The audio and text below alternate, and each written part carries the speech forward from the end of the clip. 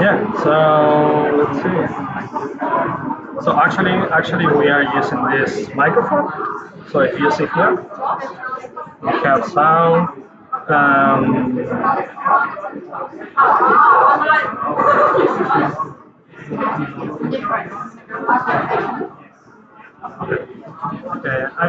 I will assume that this is actually working. Perhaps it's my machine, but if you want to go to the address that I sent you and purchase it from the cell phone, say hello. Oh! Yeah. Yeah, we are streaming now. Well, actually, the stream will start in 2 minutes. Now check. Sorry? Now check. Yeah, actually, we have it, not from here, but I should have my computer open with my account. Send the chat. Yeah, we are there. Hey! Yeah, it has 8 minutes or something like that. Yeah, it's a yeah. There you are. Let's do it. Yeah. Yeah, when it's not new.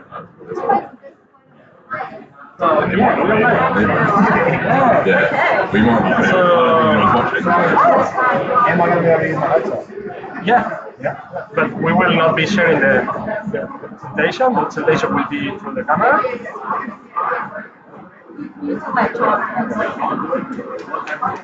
How many fingers do I have? See this frame there? Yeah. Okay, that is that frame, and your computer will project the presentation there. So we will be capturing that. And you need to speak through this because this is connected to that. The sound will be better. Sorry, how do I read it? Just that's all. Wow. Well, you can put that. You have an obsession with that. You have an obsession with that. So someone. So you need to. Someone needs to point and click.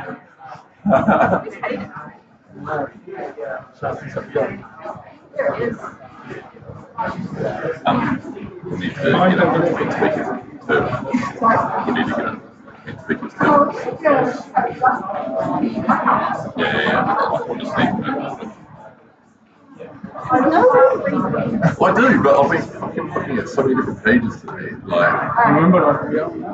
oh yeah.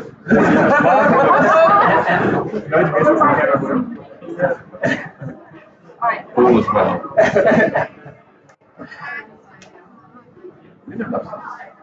Right.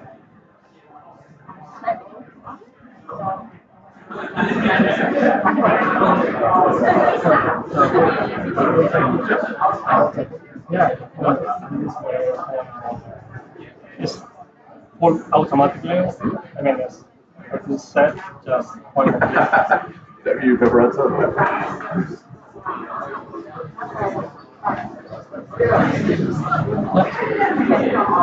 you want to get started, we'll just kill the music and take you around.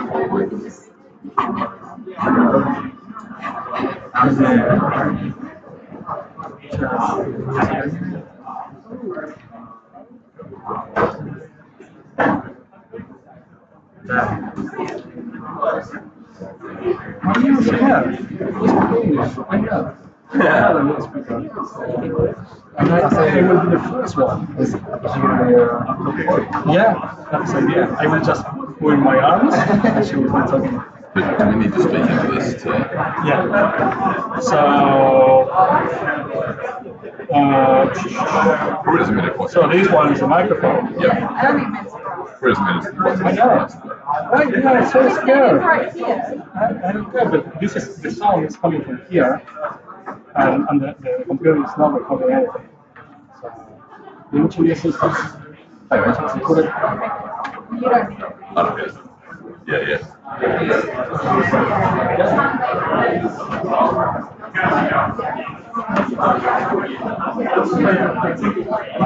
Bluetooth speaker. Microphone. Microphone. There we go.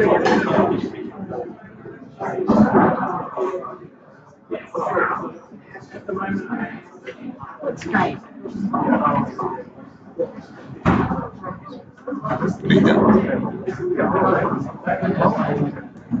Right, guys, you just want to grab a seat. We'll get started.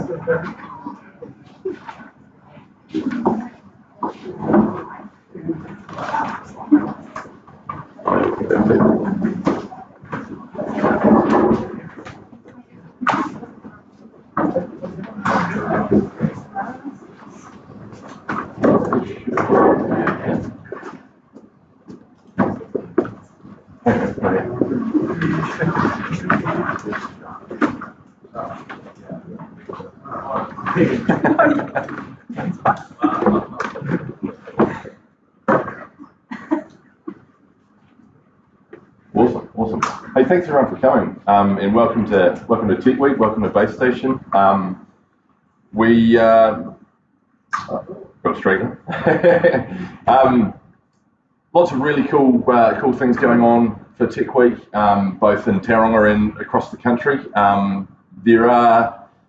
I actually jumped on the Techweek website. There's a live stream for events that are happening around the country and that. So if you maybe don't do it at work, but if you've got a few minutes and you want to see what's going on, jump on there. And there's some really cool things going on around the country. So really exciting stuff. And on that note as well, we're also running another event in here on Thursday. If anyone's interested, it's probably it's more aimed at people who are not yet in the industry, who are looking to either get some information or that sort of thing. But you may get something as well. So like if you're in the vicinity, or if it sounds interesting, then by all means come on down and get involved.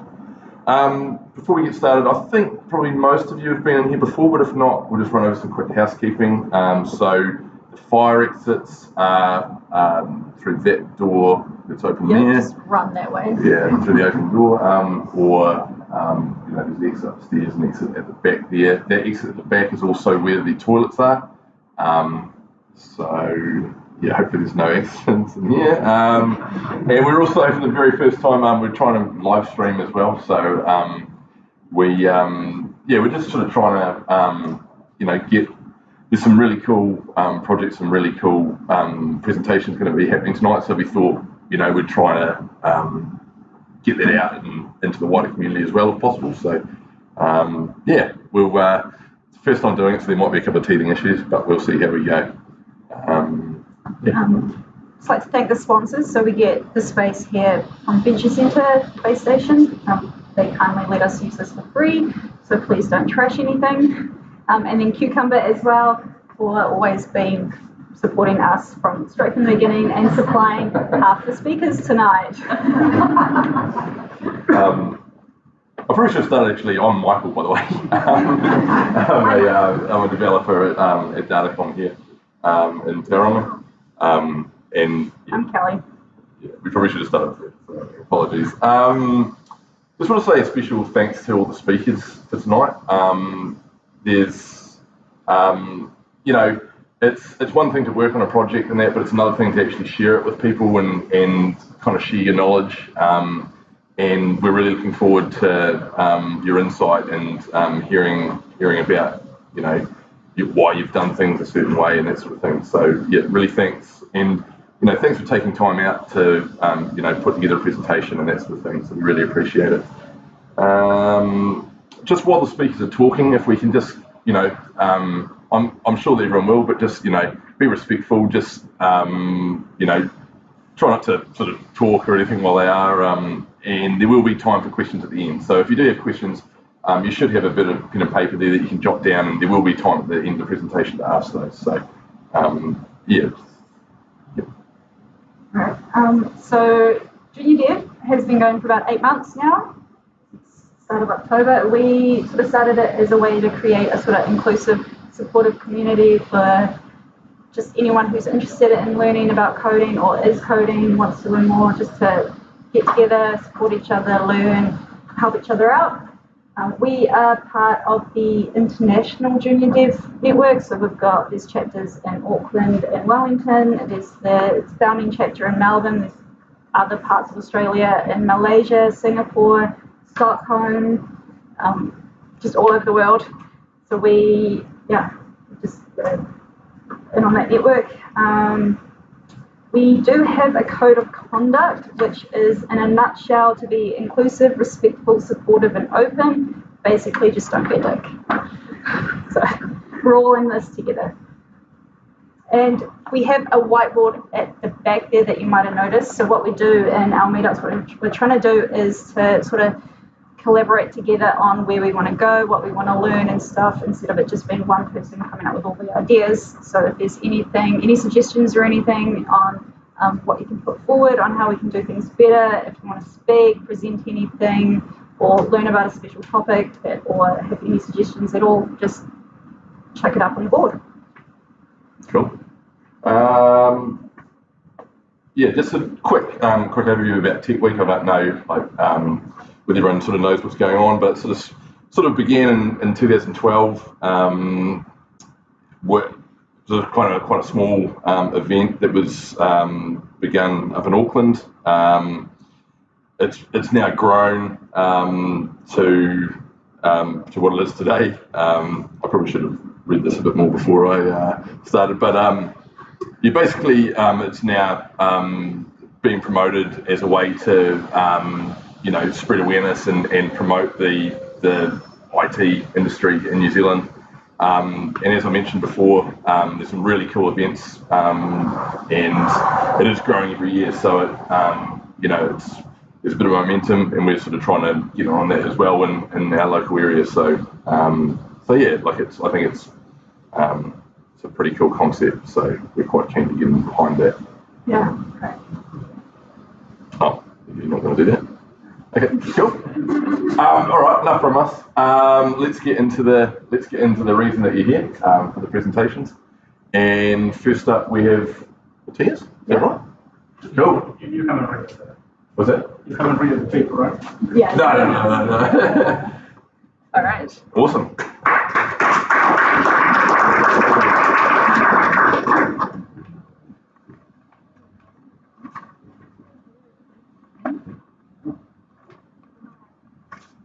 Okay. Hello. I am the first one, so the first one is always the people one. So, especially because I am not inside from here, so my English will not be that good. So, sorry for that. What I am about to show you is basically a trip to madness, passing for hell and many other stuff. Basically, I decide for no particular reason, to try to create a video game in a 48 years old computer with a language that actually doesn't exist anymore. And the documentation is really, basically it doesn't exist. So, but there is basically an idea or a reason for that. So let me start a little bit from me. This is after actually creating my video game. So I just. So I will put this at the end of the slides, but some of my social networks and places in which I put some information, of course, in Spanish, sorry, but you can use Google Translator if you want. I publish a couple of books, especially in technologies, different technologies, and one novel, another fictional book. So if you want to learn Spanish, you can just try to find that those in Amazon, right? So why I decided to do this? Basically, there are many reasons, especially because clearly I can, right? Because the challenge that represents, as I said, you don't have too much information, you don't have actually the real computer is really hard to find it. So you need to use different emulators and other tools to try to actually make something. And because code quality, That is actually the main reason. And you will say, yeah, what makes an old computer programming language have something to do with the actual code quality? And I will try to explain that and the reason for all this stuff. So first of all, a little bit of history, right? So this is one of the first computer or the computer that I tried to use for create this game. And actually this was my first computer. When I was 6 years old, I got this one. And yeah, this was basically my introduction to what I am today. Right? So thanks to this computer, today I am a system engineer. So one of the main characteristics of this computer was that has 1 KB of memory. Yeah, that was all. You can basically do nothing with that. So I evolved to the next one. And this is for me the best computer ever. And actually, the game that I did was on this computer. So this was the first version, had only 16 kilobytes of memory, but you can find, or on that time you could find 40K, so 128.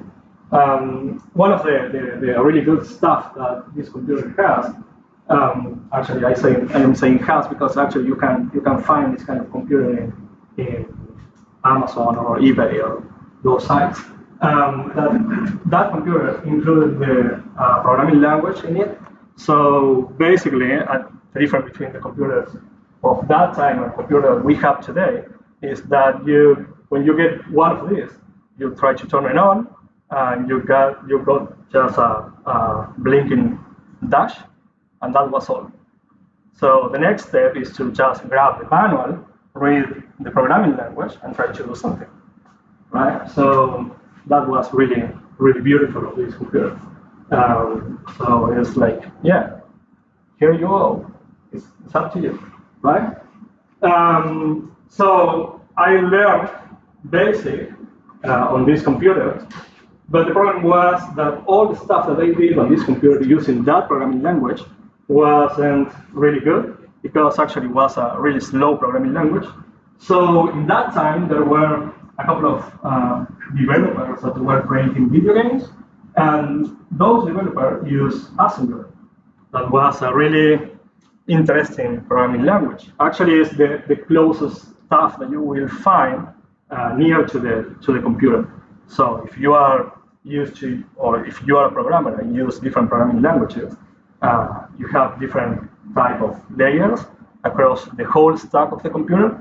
So this is basically touching the circuit of the computer. So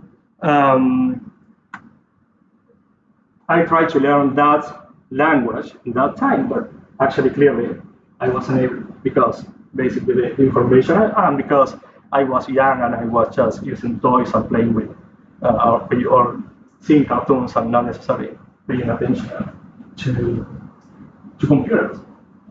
So just to have a comparison, I said that that computer has 48 kilobytes of RAM. So if you compare that with a standard computer today, this is how much RAM do you have here, or today, actually this computer. That was, actually I just drew a line there, but,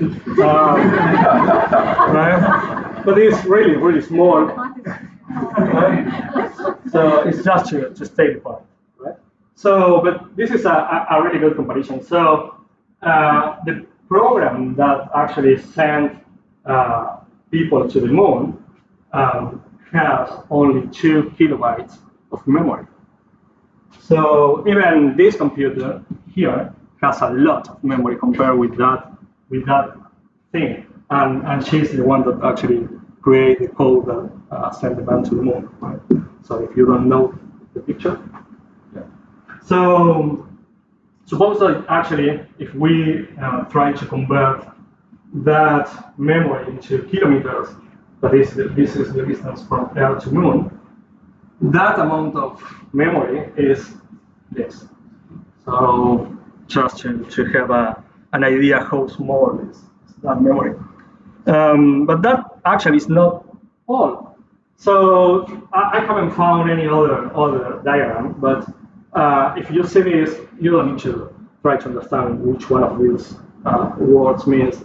But this is a standard distribution of the memory in a 64K RAM system. And if you see this, most of the system or most of the memory is actually used by other programs. So you only have a small piece of memory to work with. So those 48Ks actually is not necessarily the whole RAM that you need or you have, right? So in this case, this is the 48. You also need to share part of that with the screen memory. So you cannot do whatever you want. It's even smaller, right? You cannot use the 48K. And another comparison just to feel what I feel, right? So this is a diagram of, or a progression of code the different processors evolved during the time. So this is a little bit older, but suppose that we are there, right? And this is the power of a standard processor that we have inside our computers. That processor had or was in this position, right? So we changed a lot in time. And this is basically what was the power of the amount of calculation that processor was able to do. And this is compared with the Intel i5. So the difference is basically this.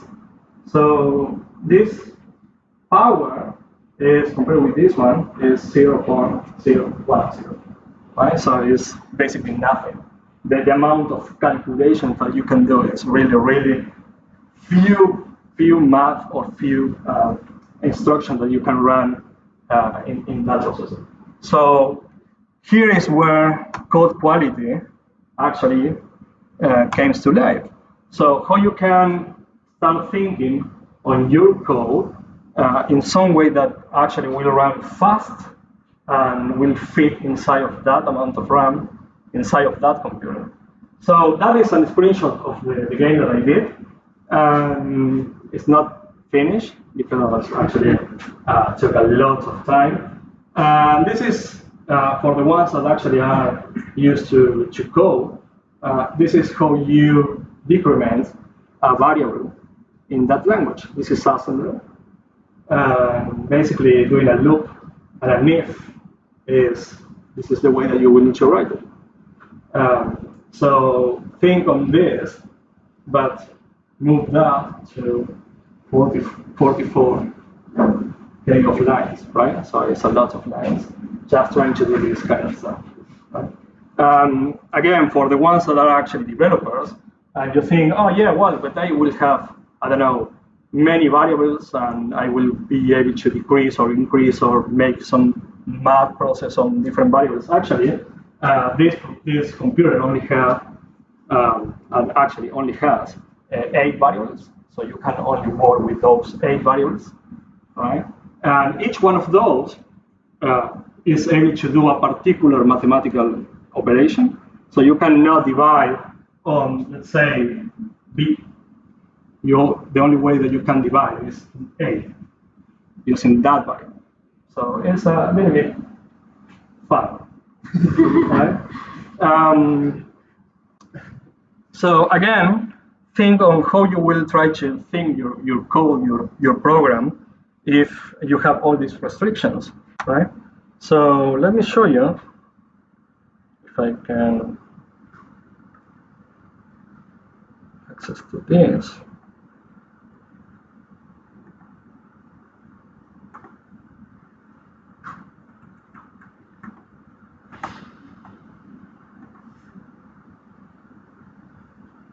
So this is the code. So just to explain something easy, this is a graphic. This is a picture, right? So especially in this case, each one of these elements is a pixel expressed that you need to express in binary, and based on that, you will just drop this into the screen and manipulate each one of the pixels. So if you want to, it's easy to see it, right? It's like in Matrix, everybody saw the movie, right? So it's blonde, brunette, right? So it's the same. But yeah, this is a graphic. But then you have a lot of lines just doing weird stuff, right?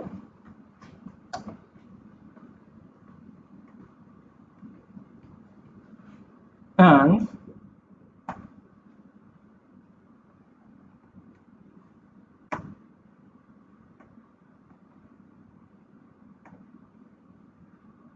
I have here the game.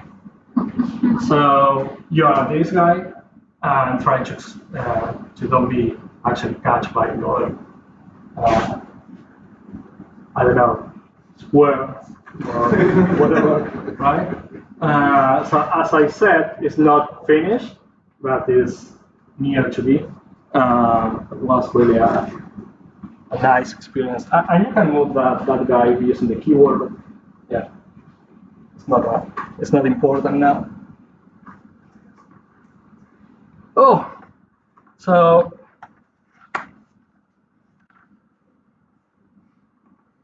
two minutes. So yeah, why is important? Again, this programming language, basically, you have this. Actually a lot of references that actually says if you want to decrease A, this requires 1 bit or 1 byte, and this will require 4 ticks in the clock of the data processor. So if you are trying to do a particular mathematical operation, it's really important to start making calculation of how much your function will require, and that will make a function faster or slower when you are actually coding something in that language.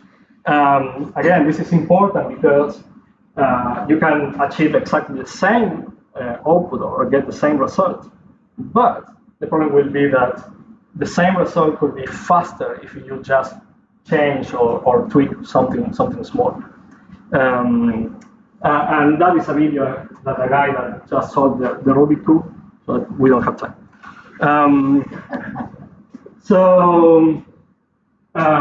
Sometimes the speed of your code is tied to the quality or the perception of quality from your products. So if you do a good code or you are actually good doing code, you will actually fulfill a lot of particular achievement, to say in that way. Especially this case in which actually good code will actually cost less. I mean, perhaps good code will take a little bit more time at the beginning, but then you will find less bugs, you will need to actually receive less complaints from your customer, yeah, so on and so on and so on. So trying to improve the code will give you a better approach to your products. So here are a couple of real cases, because you can say, oh yeah, but assembler, no one's used assembler anymore, right? That kind of assembler, not that one, but some kind of assembler. So this is, if you are a C# developer, you will see in the source code of the libraries, 30 seconds, you will see in the source code of the libraries references to assembler just to manage strings. So Microsoft is using this to improve the speed of the tools that you are using, or the frameworks that you are using. This is a test that I did. I will not have time to show the code, but we can see it later. This is just a string parser that take a big string and try to remove some pieces of the string. And if you change only one line in that code, you will have a code that runs at this speed or a code that runs at this speed. So if you actually need to build your application, I'm sure that you will prefer the first one and not the second one, right? And this is, lastly, I have 30 seconds, this is a survey from Google that actually released a couple of years ago that says this is only just one of the metrics that they took, that a website actually in a mobile phone or application inside a mobile phone that takes this amount of times will cause that the users stop using your application or accessing to your website just based on these values.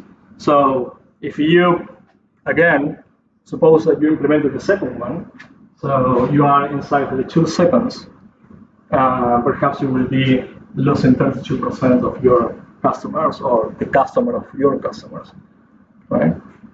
So just a quick summarization of what I think about creating or the reason for use this all computer code to create a video game. And again, if you have or want to see me on the social networks, there. Yeah, thank you.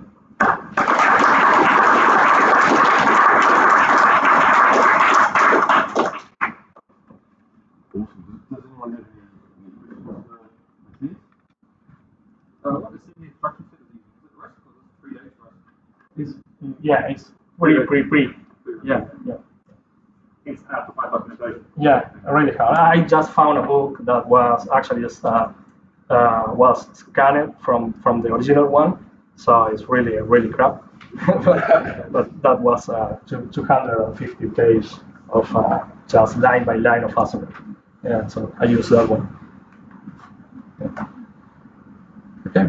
And if anyone wants to play it, you're welcome to afterwards. Yeah, and I have the game in my phone. So if someone wants to use it, Play Store? Sorry? Play Store? No, I don't have it there. Not yet. It's not finished. So, okay. Thank you. Awesome.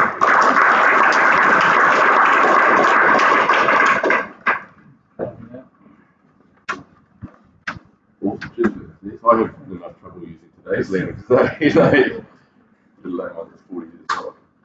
So if you will be speaking, use this one.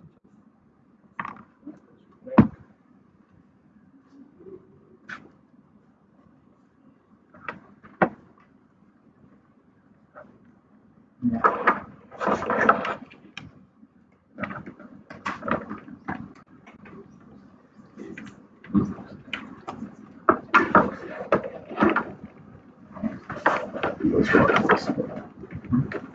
That's that.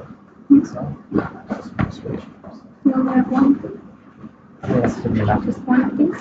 Yeah, should be. It's mainly just for there anyway. Want to connect to the projector somehow? It should be.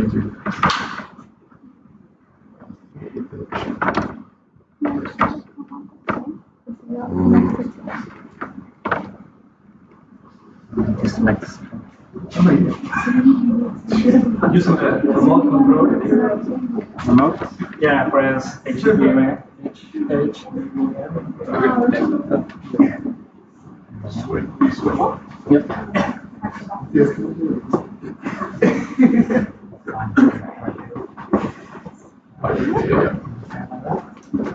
Camera. Oh, it doesn't matter. Like, All right. go. Hi everyone.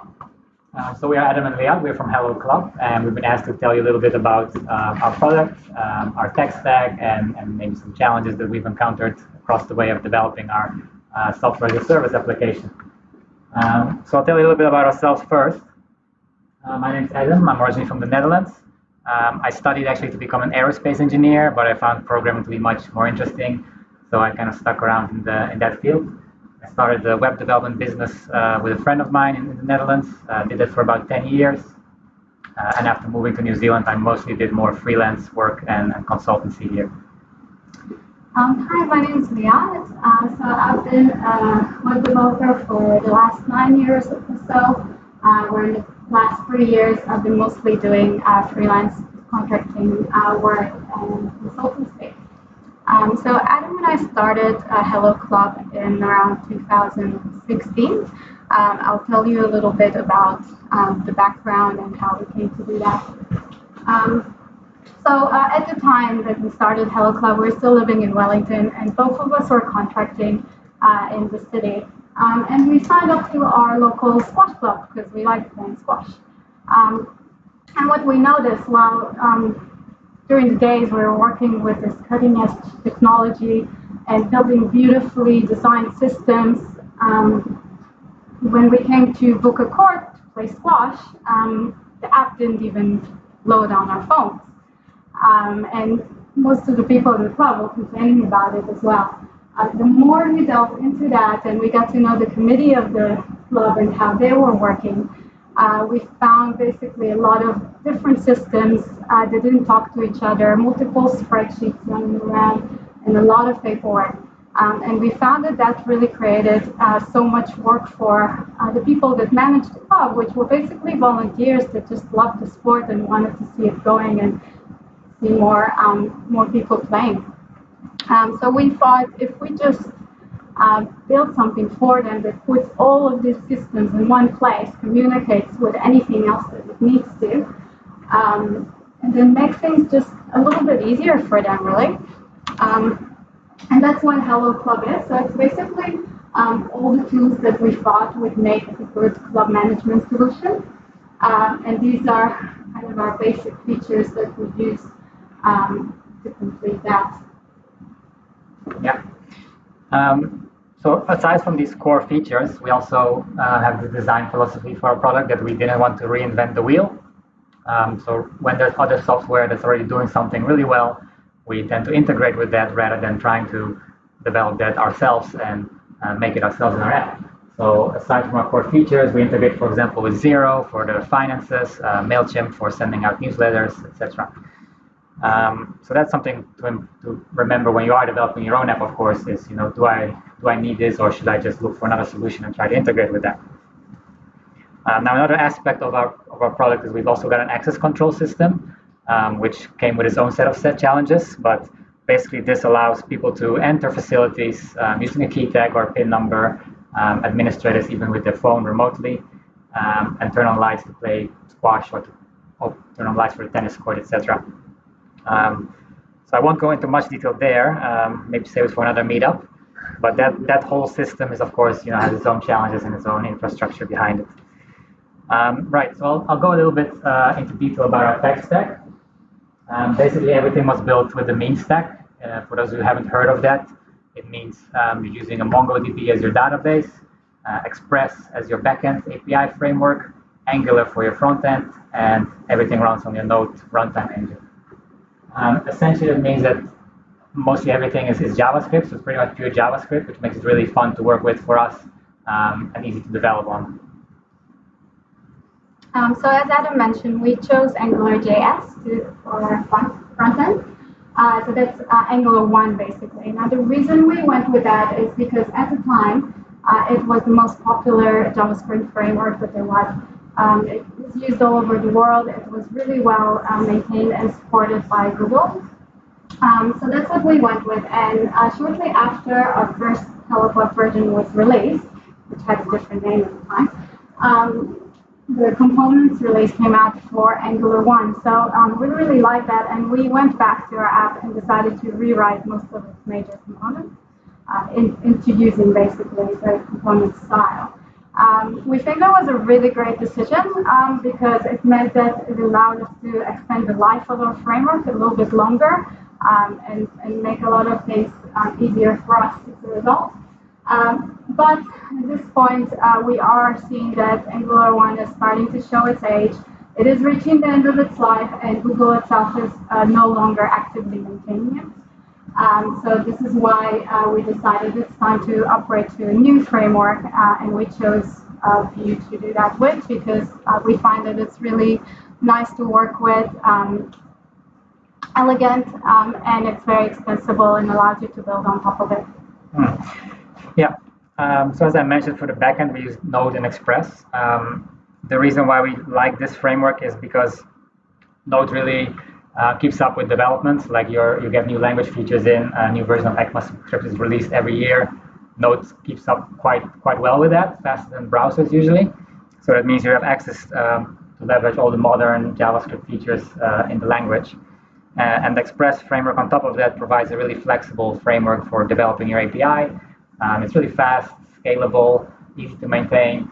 Developing with it is really fast, so you can develop new features more quickly often than with other traditional backend frameworks. And most of all, we find it really fun to work with. So we think that's a really important aspect of it as well. If you don't have pleasure in your work and you're not enjoying what you're doing, then you might as well not do it.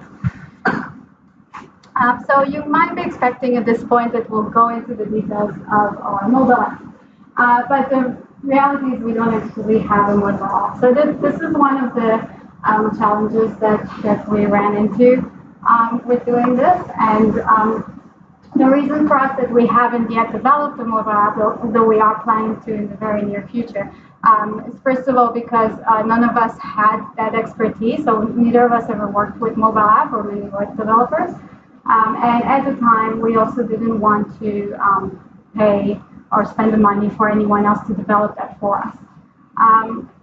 Now, as an intermediary solution, basically we built Hello Club as a progressive web app. And as a PWA, it really allows us to utilize more mobile capabilities. For example, to save to your home screen, and other mobile native action like push notifications, and also looking at using NFC in the future. So this again is something that allows us to just extend the life a bit longer, and we find that it worked really well for us so far. Yeah, it's a great technology. For people that are using it, it just feels for them like they have a mobile app because they can add your web app to their phone like it as if it were a mobile app. So we're trying to hold off not having to develop a mobile app as long as we can. If we have to succumb to that at some point, I guess we'll have to hire someone. All right, so all of this is hosted on the stack you see there. This is another thing that we made a conscious decision about. We didn't really want to manage our own server. We didn't want to have the expense of that. We didn't have to upskill ourselves to learn how to manage that or hire people to do that for us. So we decided to just choose a modern stack of platform as a service providers and build everything on top of that. So one of them is Netlify. We use that for our front end. That's a very nice static site hosting platform. If you haven't used it before, have a look. It allows you to really very quickly deploy your site, whether it's just a static zip file or a site with a build process behind it. Heroku is similar, but we use that for our backend, for the Node application. AWS is mainly used for hosting static files and assets. Cloudflare sort of keeps everything together. It's for our routing. It's keeping the bad guys from North Korea out. It's having rate limiting on our app. And everything is hosted on GitHub. So Intercom is another product that we basically use inside of our app. So if you might have been to some website that we were looking at something and you've seen a little chat bubble show up at the bottom of the screen. So basically that's what Intercom mostly does. It allows you to have a direct channel chatting to your users and leads.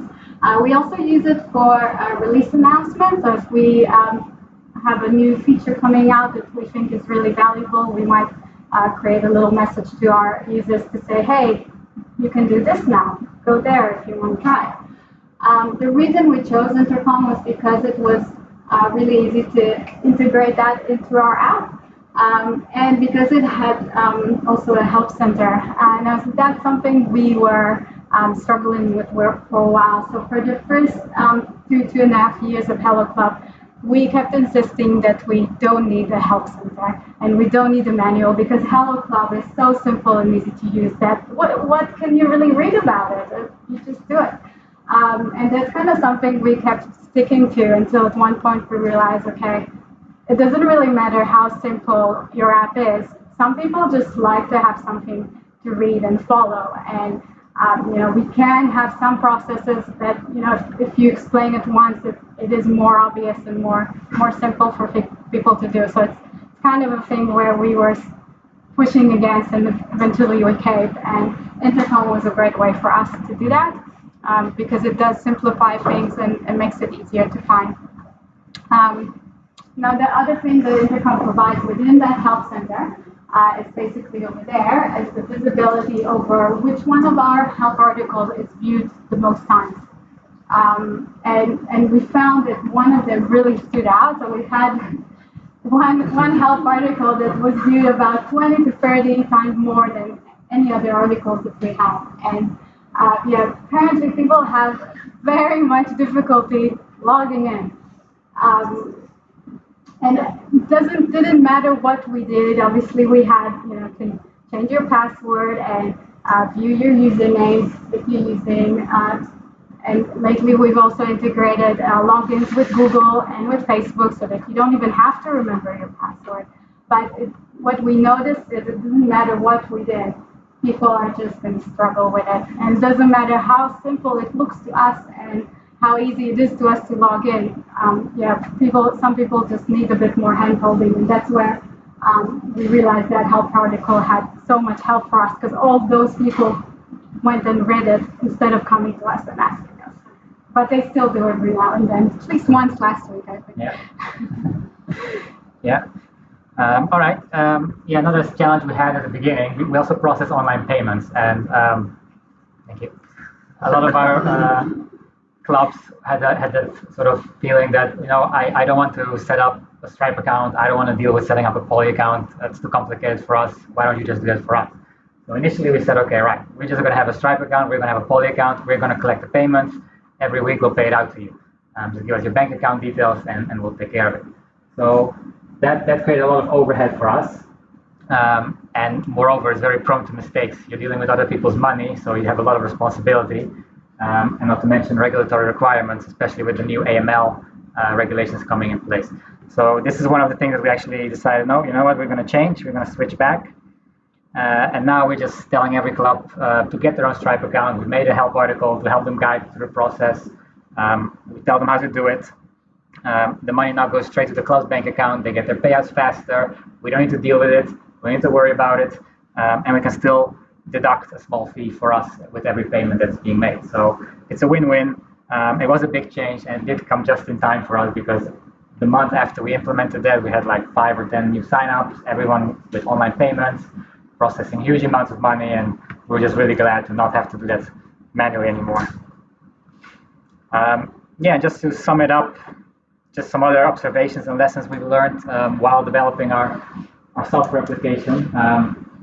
So no matter which framework you choose or whatever modern technology you pick, you're always going to have to update either your whole stack or part of your stack at some point. So just be prepared for it, accept it, and keep up with current technology to make sure you're always ahead of the game. And also very important to keep learning and keep innovating. Find out about new technologies like the progressive web apps, which might give you solutions that you haven't thought of before. Like you might be thinking, oh, we're going to have to make a mobile app, but wait long enough and hey, you don't have to anymore. Hopefully.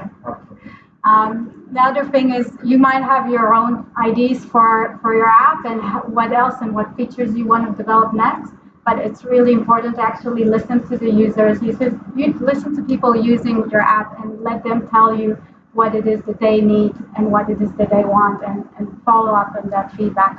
And that your product is never really going to be finished. You're always going to have ways to expand it and make it better, and hopefully you'll want to do that as well. Yeah, you'll have challenges along the way, many challenges, but you will overcome them, and just keep building and keep developing. That's us. Awesome.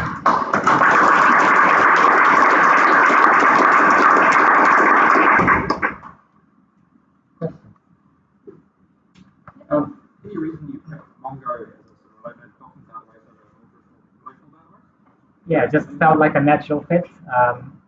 Partially because I also wanted to try something different. I have some experience with SQL, but we just said, look, everything is in JavaScript. We have Node in JavaScript, so let's just go with the document database. And it has worked out really well. Yeah. we talk about user requirements, like how to know what to build or what functions to run? Yeah, good question. So we were initially sort of pushing it ourselves, like we were just collecting thoughts and ideas that we had of what will make the app better. But we found out that soon that was not practical anymore. We just had to listen more to what people wanted. And now we have our backlog with a lot of issues in there that we may want to develop at some point. We've got a special category called Pie in the Sky for the more, features that may never eventuate even, but which are nice But ideas. they're really cool. They're really cool. But we try to prioritize according to just customer demand. So basically, we look at new customers that maybe sign up for a trial. What features do they find missing? What's the number one thing that they keep asking us about? We send out surveys. Surveys present them several options of which we think are, things we might want to work on next, and then we just ask them to prioritize and see what they think is valuable for them, and then we create our roadmap based on that. How do you find product? Is it online? Well, we use a lot of different ways. There is quite a bit of word of mouth that's starting to come through the last couple of years, but we also use online marketing, Facebook, Google Ads. There are all kinds of different channels. Sometimes we try to look at a specific sport and really target that. We do visits as well at clubs, so we'd come there, meet the committee, show them around, bring them we have a hardware demo that we can basically present to them so they see how everything works as well. Everything together, basically brochures. We have a tournament sponsorship that's coming up here in the Voice Washington Fitness Center this August, so that will be a Hello Club B tournament if you wanted to join. But of course, the site visits are not very scalable, so we are trying to spend a bit more money now on online marketing and actually push it more internationally as well. Yeah. Is mobile phone purely software, or do you have a hardware component? Yeah, so there's the access control system that comes with hardware. That has been developed together with a hardware supplier that we partnered with here in New Zealand. He's been developing access control systems for a couple of decades, and his old version was getting a bit, also at the end of the life, he was getting a bit worried that he wouldn't have any product to replace it with, no more spare parts to replace breaking parts. So when we met him and we presented our product and we presented our idea, he was very excited, and we kind of developed a new hardware product together with him.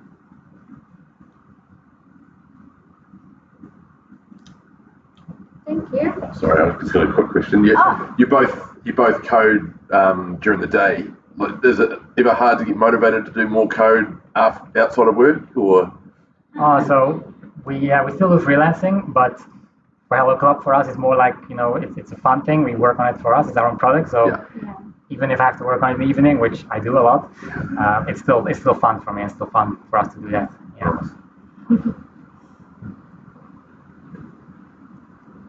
Awesome. Thank you. All right, thanks, guys.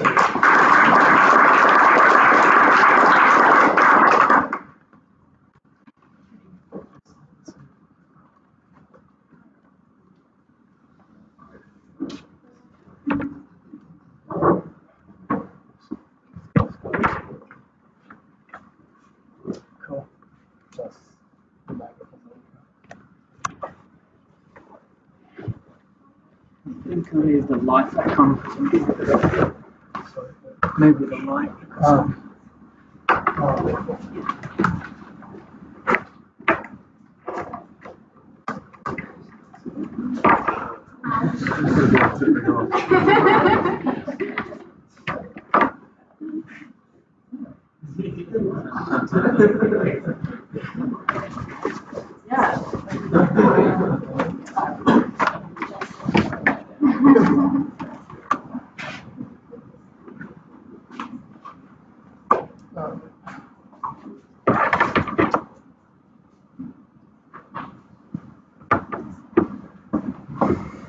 What is this?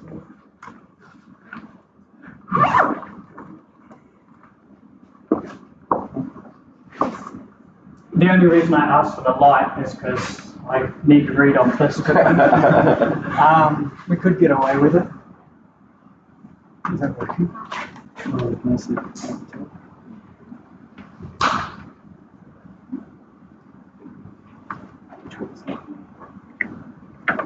No, it's going to be half.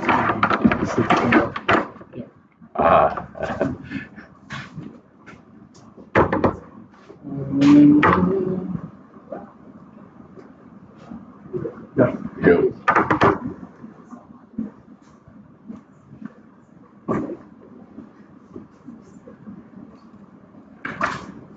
Evening, guys. My name's Adam Broadbent. I run a small web dev team and have done for a little while. It's called WillingWeb. WillingWeb basically cares for WordPress websites. Guys pay us on a retainer. We keep them updated, working, hosting. Lots of businesses don't really care how it works. We just kind of support and answer their questions. We've niched right down into that. And if you don't know what WordPress is, I imagine most of you do. It's kind of an open source platform, content management system for the web, been around a while. And this talks about a plugin that we've built on top of that, and how we've kind of capitalized and monetized that over the past couple of years. But I'll get on to more details about that in a minute. I find it quite interesting how we get to these positions. The tech world seems to kind of use its gravity and bring us all in one way or another, and it was no different to myself. I also like to listen to this podcast called How I Built This. You may be familiar with it, so that's kind of in the same vein. It gives you the story behind it. So I decided when asked to do this talk that I'd give you a bit of a story about how I got here. Back in 2009, I finished an arts degree, which didn't have a lot of value, but I'd always been really interested and coded up through high school, really crappy and terrible websites. It was back in the day of the animated GIF and the old guest posts and stuff like that. So I kind of knew to code, but I learned some basic stuff, but I never sort of studied coding formally. And I've always, up until today, however many years later, I'm still pretty much a hobbyist coder. So I set off on this journey. I bought a bike and learnt to ride a bike and shipped it to South America here. And my ambition was, post-arts grad, that I would get to the top of Alaska and did so eventually. But a little bit of the way along, I met a beautiful Bolivian girl who got on the back of the motorcycle and continued with me for a little while. And further up the road, somewhere between Panama and Colombia, well, after we built a boat powered by a motorcycle to get across between Colombia and Panama, and before, somewhere up here where these bandits came out on the road with balaclavas pointing pistols at us, this Swedish guy in a hostel said to me, after looking at my terribly and crap blog that I basically had to code up each page in Dreamweaver, I said, mate, have you heard of WordPress? You should check it out. So that was basically when WordPress started, somewhere along here. And if you fast forward in a few years in advance, I'm now living in Bolivia. I've married the girl. I've had a couple of babies, and we have an office there set up with some devs doing nothing but WordPress and making a living off it. So that's how I got to that position. So once you're working for clients, as you probably know, it's kind of an essential part of most of our lives, but you end up tinkering on the side with your own projects, and that's exactly what happened with us and in those offices in Bolivia. We kind of experimented and failed on a lot of projects, as you do. There's still a lot up there doing nothing. But what I ended up doing after a while and searching for ideas, and when I say failed, I guess the opposite to that is success. And in this case, I'm defining success as trying to make some money off it, because I am living in Bolivia. I've got now mouths to feed and employees now with their families. So yeah, it's fun to build stuff, but we kind of needed to make some money off it eventually. So I turned to these marketplaces, which you may or may not have come across. They're kind of places where you go and sell websites or sell businesses at times. So there's a dime a dozen brokers out there, but these were the ones I was kind of checking out. Empire Flippers doesn't really give you exactly what it is, but it gives quite often has interviews with guys who have built it. And I was kind of trawling these sites. I even bought a couple of sites, and they ended up being scams in some cases. But I found this one site once that was a wearable technology comparison site, and essentially what you did is you viewed these products, this wearable technologies, side by side in kind of like a grid format, and you could add and move them in and out. I thought, well, that's a really cool idea. Some guy built it after work about 6 months prior, launched it. It had gained a little bit of traffic, and I think it was making about $200 a month at the time. I said, oh, that's pretty cool. I'd love the source code on that because I can see, what else can be compared against, etc. So I had a bid, but it was a bit of a bid frenzy, and it got really expensive really quickly, way beyond my league. And so I let it go, but I went back to the team and said, guys, this website, can we do something like that? So we got into our sort of WordPress, which is what we breathed and knew, and decided to build that plugin into WordPress. And that's how we set out with a compare plugin. It's really, back then, it's really, really, really simple. This is how it looks. Drones were hot at the time, and we thought we could compare them. And here you are seeing the products in columns. I mean, you can click one in, and it'll join the columns, and you can remove them out, and basically scroll through and have a look at the specs and decide what you like within the product. And that's about as extensive as it is. One clever thing that we've kind of implemented over time is, really, for any of this to work, no matter how you're going to make money on it, it's got to get some traffic. And we decided that we basically created static pages submitted to Google that are essentially dynamic. So what I mean by that is we just add these products to the system with their fields, and then a dynamic sitemap that we submit to Google basically gives every combination, one versus another, B, C, as static pages, and submits it off to Google, and Google does what they want with it. And it had mild success. I mean, drones kind of worked, kind of didn't, but I mean, it was nothing to really write home about. We were starting to feature in search results. We were starting to get some traffic to the site. But yeah, it wasn't that exciting. Now, WordPress, as I said, is open source. If you've never used it, essentially you plug things into it. You can inject your code through plugins or themes or what have you. We're sitting on top of WordPress. There's heaps of sort of things out there and existing software, like the guy said earlier, that we utilize, some of which is advanced custom fields. We use that to manipulate the tables in the database a bit. We upload spreadsheets, so we're not manually editing them in the back end. We're using this. And each and every one of these things we use, that's a free plugin, but they have a pro plugin. It's pretty widely used.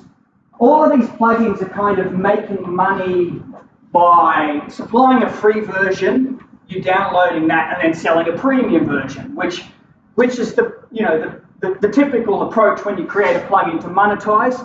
For us in our compare plugin, it wasn't really going to work. I mean, we don't really know how much of a market is out there. We had it on GitHub for a bit, we took it down. It was just a bit of a hobby. But one thing the wearable guy was doing is working in the affiliate space, the affiliate link space. So that seemed like the logical choice for us as well. If you don't know what affiliate is, it's another way of monetizing things. Essentially, you follow a link through to supplier to buy something. So we would link off to a drone, for example, to where you can buy the drone. The cookie lets the supplier know if the sale goes through, and we get a commission as a result. It's a pretty simple system. We don't have to supply a whole stock. It was the go-to and obvious choice for the plugin, the compare plugin we built. Now, all this time I'm in Bolivia. I've met another guy, a Kiwi guy from Dunedin, who was in a very similar position to I was. he'd married a Bolivian. He'd started to have some Bolivian children there as well, and he was out of the finance sector. And when he said to me over a game of pool that I did finance, I immediately thought, okay, this guy knows how to work spreadsheets. So I said to him, look, man, I've got these compare sites. They're not really working, or I don't have a lot of time to build out these spreadsheets and add the data. I know you're not doing much. Can you help me out here? So yeah, he said yes. And how we established that relationship was that basically 50-50 down the middle. He'd do the spreadsheets. He'd help build some of these affiliate relationships with customers or suppliers. And I'd sort of supply the code or the infrastructure and host it, or pretty low overheads, and build on that with time. That relationship started well, and at the same time I was probably listening to how I built this, but I heard the advertising through the podcast about this mattress company in the US called Casper. And about 2 days later, I read an article how this new mattress company who can put a mattress in a box, ship it to you overnight, you take the delivery, cut the box open, the mattress pops out on the floor, was revolutionising the industry, and they've been evaluated at some ridiculous figure. So I thought, aside from this compare plugin, let's just throw an article up there, because I also worked out that you couldn't get Casper in Australia and you couldn't get Casper in New Zealand. So what alternatives were there? Surely other people are looking for Casper mattresses because they think it's cool. So I threw this article up and found out a few alternatives you can get out here, and in Oz in particular, and put it together, and it got a little bit of traffic. Like, I'm not an SEO guy, but we're getting a little bit of traffic. I'm trialing out the affiliate link stuff to these new suppliers, and a few clicks and a few sales. It was worthwhile writing the article, put it that way. And before long, we kind of put 2 and 2 together. All right, let's try the compare plugin with mattresses. Hey, Chris from Dunedin, what do you say? Put it all together. He built out the spreadsheet, and we launched Mattress Zone in Australia about 2 years ago, maybe a year and a half ago, which is these mattress options side by side. Same sort of thing. I mean, it evolved a little bit. We built on it a little bit. Scroll down, etc. Choose your mattress suppliers, and pretty much straight away in Oz we got traffic. I think it's because at the time Google had this bit of a void. People were searching for one brand versus another, a Costa versus Koala mattresses out there, and they didn't really have the content to show. So we sat in there, and pretty quickly we had competitors as well, but we were getting that traffic. And it started to go well enough that we thought, all right, let's leverage this and go into other countries, and did that. And so and since then, probably a year and a half ago, this has kind of been the growth pattern. We might have started a couple of months prior here, launching Mattress Oz, but you can see the different colours of the different countries as we slowly implement and roll it out, using same plugin, same different subdomain, different country. And yeah, so we're finally finding something that works. And that's the result. We've launched probably 5 to 7 of those countries in the last few weeks, because we're just kind of rolling them out. And we've found, well, we're pretty lucky in Oz to get traction immediately. The other countries kind of take 4 to 6 months to kind of incubate and get traction. So yeah, that's what has become Mattress Zone, starting out Willingwood, Bolivia. Any questions? Yes, thank you.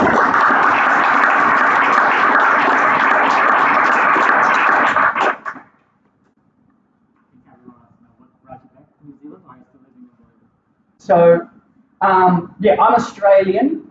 So, yeah, I ended up there, and we kind of wanted a bit more of a life that I was accustomed to for the kids.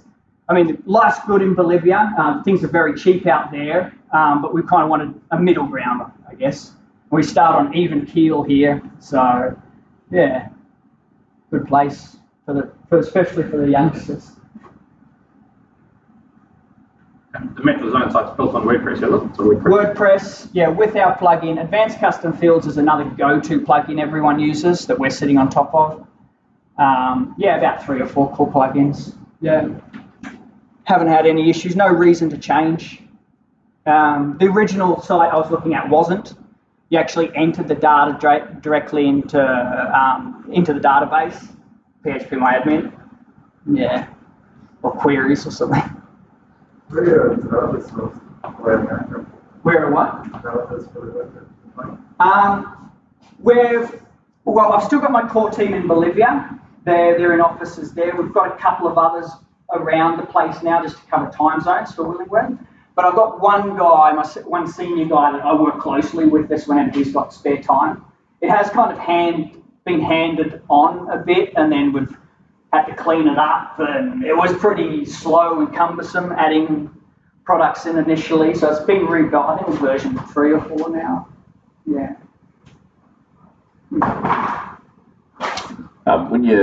When you're looking to go into a new market, what sort of things, like how do you decide which country to look at next, and what kind of challenges do you? Good question. So yeah, like the drones, I tried cryptocurrency comparisons. Didn't want to pay for the proper API and feed, so it kept breaking. I tried bikes and a few other things, and mattresses is kind of working, I think, because to be honest, no one gives a shit about mattresses unless you need a mattress. So with affiliate links, like you're clicking and you're buying, whereas I found the drone sites were starting to get a bit of traffic and stuff, but you're mainly sort of looking around and comparing. So yes, if I'm looking at other product streams, then I think we'd be looking at something that people are going to click and buy maybe. And then into new markets, it's basically where they exist. Where those companies exist, yeah. And now with the affiliate stuff, like we're going into India and Colombia and Brazil and stuff. There's not really those affiliate things in there, so we're doing a lot of outreach, and we're even setting companies up for affiliate promotions and stuff like that. If I want to work with you, yeah. what would be the most basic thing you want me to know? The most basic thing, The simplest thing. in the world, I would say we do a lot of update plugin, check front end, all good, move on. Are you in code base? Yeah. I mean, Willingweb's kind of a little bit separate, and this is kind of like I guess if you could call it an R&D, research development branch that we kind of play around in personal projects. What do we need to do with this now? We pushed out some search sidebar filters. I actually don't know. I don't know what our roadmap is. I've got it in the project manager. But yeah, I mean, I'm not going to take it off that dev anytime soon. It's obviously we can reuse that code base again for alternate industries. We're open to that. Yeah. Sorry, that didn't really answer your question.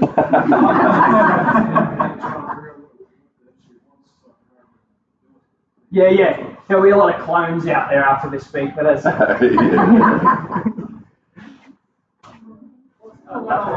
Like, do you have some platform as a service, or your own services set up, or? Oh, we sit on.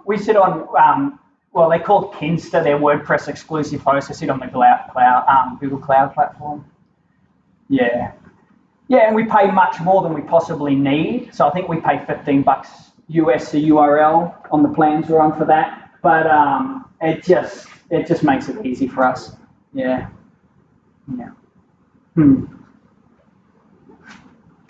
Cool. Thanks, guys. Thank you.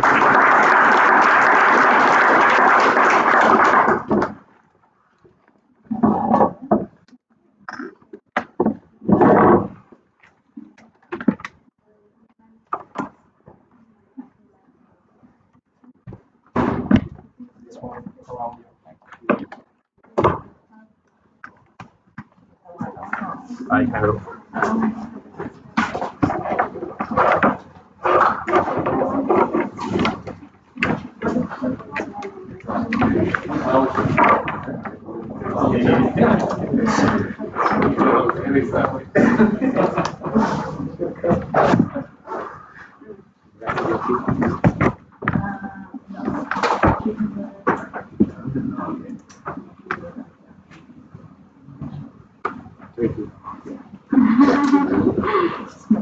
It's hard to turn everybody else into doing it. Is that the right one?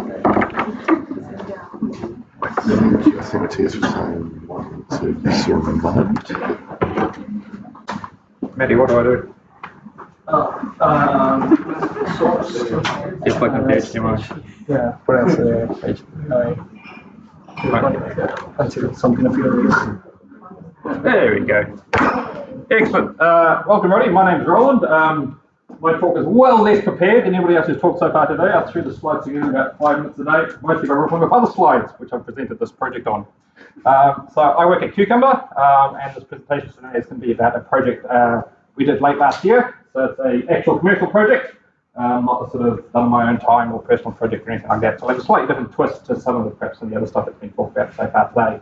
So Cucumber is a company that produces customized software for our customers.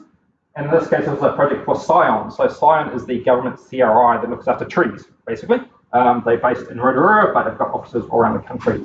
Now, one of the things they're very concerned about is biosecurity within New Zealand. Obviously, we'll know that things like painted apple moth and mum-rated stink bug and everything like that can have a huge impact on New Zealand's horticulture and agriculture should it get into the country. So trying to keep New Zealand biosecurity safe is very, very important.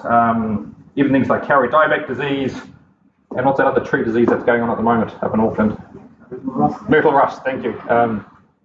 And Scion had made a couple of apps to track those in the past, but instead of creating an app each time a new biosecurity threat came along and said, well, let's just make one app that can do it all. And so they came to us to do that. So we produced an app called Find a Pest. Now this app is actually available at the moment. You can download the Play Store. It's in public test, so you can use it, but you're not really supposed to advertise it much yet until they really go public with it. So what is it? It's an application to help identify biosecurity pests around the country. And I apologize for the slide. The slide was done by a marketing department. It won't look sort of so marketing, but we'll get on some cool tech stuff later on, I guarantee it. I'll go through the marketing stuff first. As I said, biosecurity is really important in New Zealand. But there was a slight challenge with that, in that a lot of the places where biosecurity threats are, you don't have an online connection, right? You could be a dock worker, or you could be tramping out in the middle of nowhere, or at the back of a farm, or in a kiwi fruit orchard somewhere, and you're not going to have online connectivity. So we couldn't just build a traditional web app or a website, you know. It's not going to work because you're out in the middle of nowhere, you need connectivity. But on the flip side, you want everything to be up to date, right? Because new biosecurity threats are released all the time, stuff's changing very, very quickly. So we've got this problem we need to solve, this catch-22 of having up-to-date data, but also being offline. So how can you solve that? And that's the challenge was for us to solve. So we built something that does both. It's basically a full mobile application, so it's not a progressive web app, like Adam and Leah talked about before, and I'll talk about why we didn't choose progressive web app. It's a fully fledged mobile web app that has complete offline functionality. So it syncs its entire database offline, so that you can, once you've synced all the data, you can then go offline, go wherever you want, have full app functionality, create reports, view data, make observations, etc., save it on your device, and as soon as your device gets back into online connectivity, all the data just automatically syncs all behind the scenes. Your app updates, it pulls any information, and any data you've captured automatically gets synced back up again as well. As well as that, it's completely data-driven, right?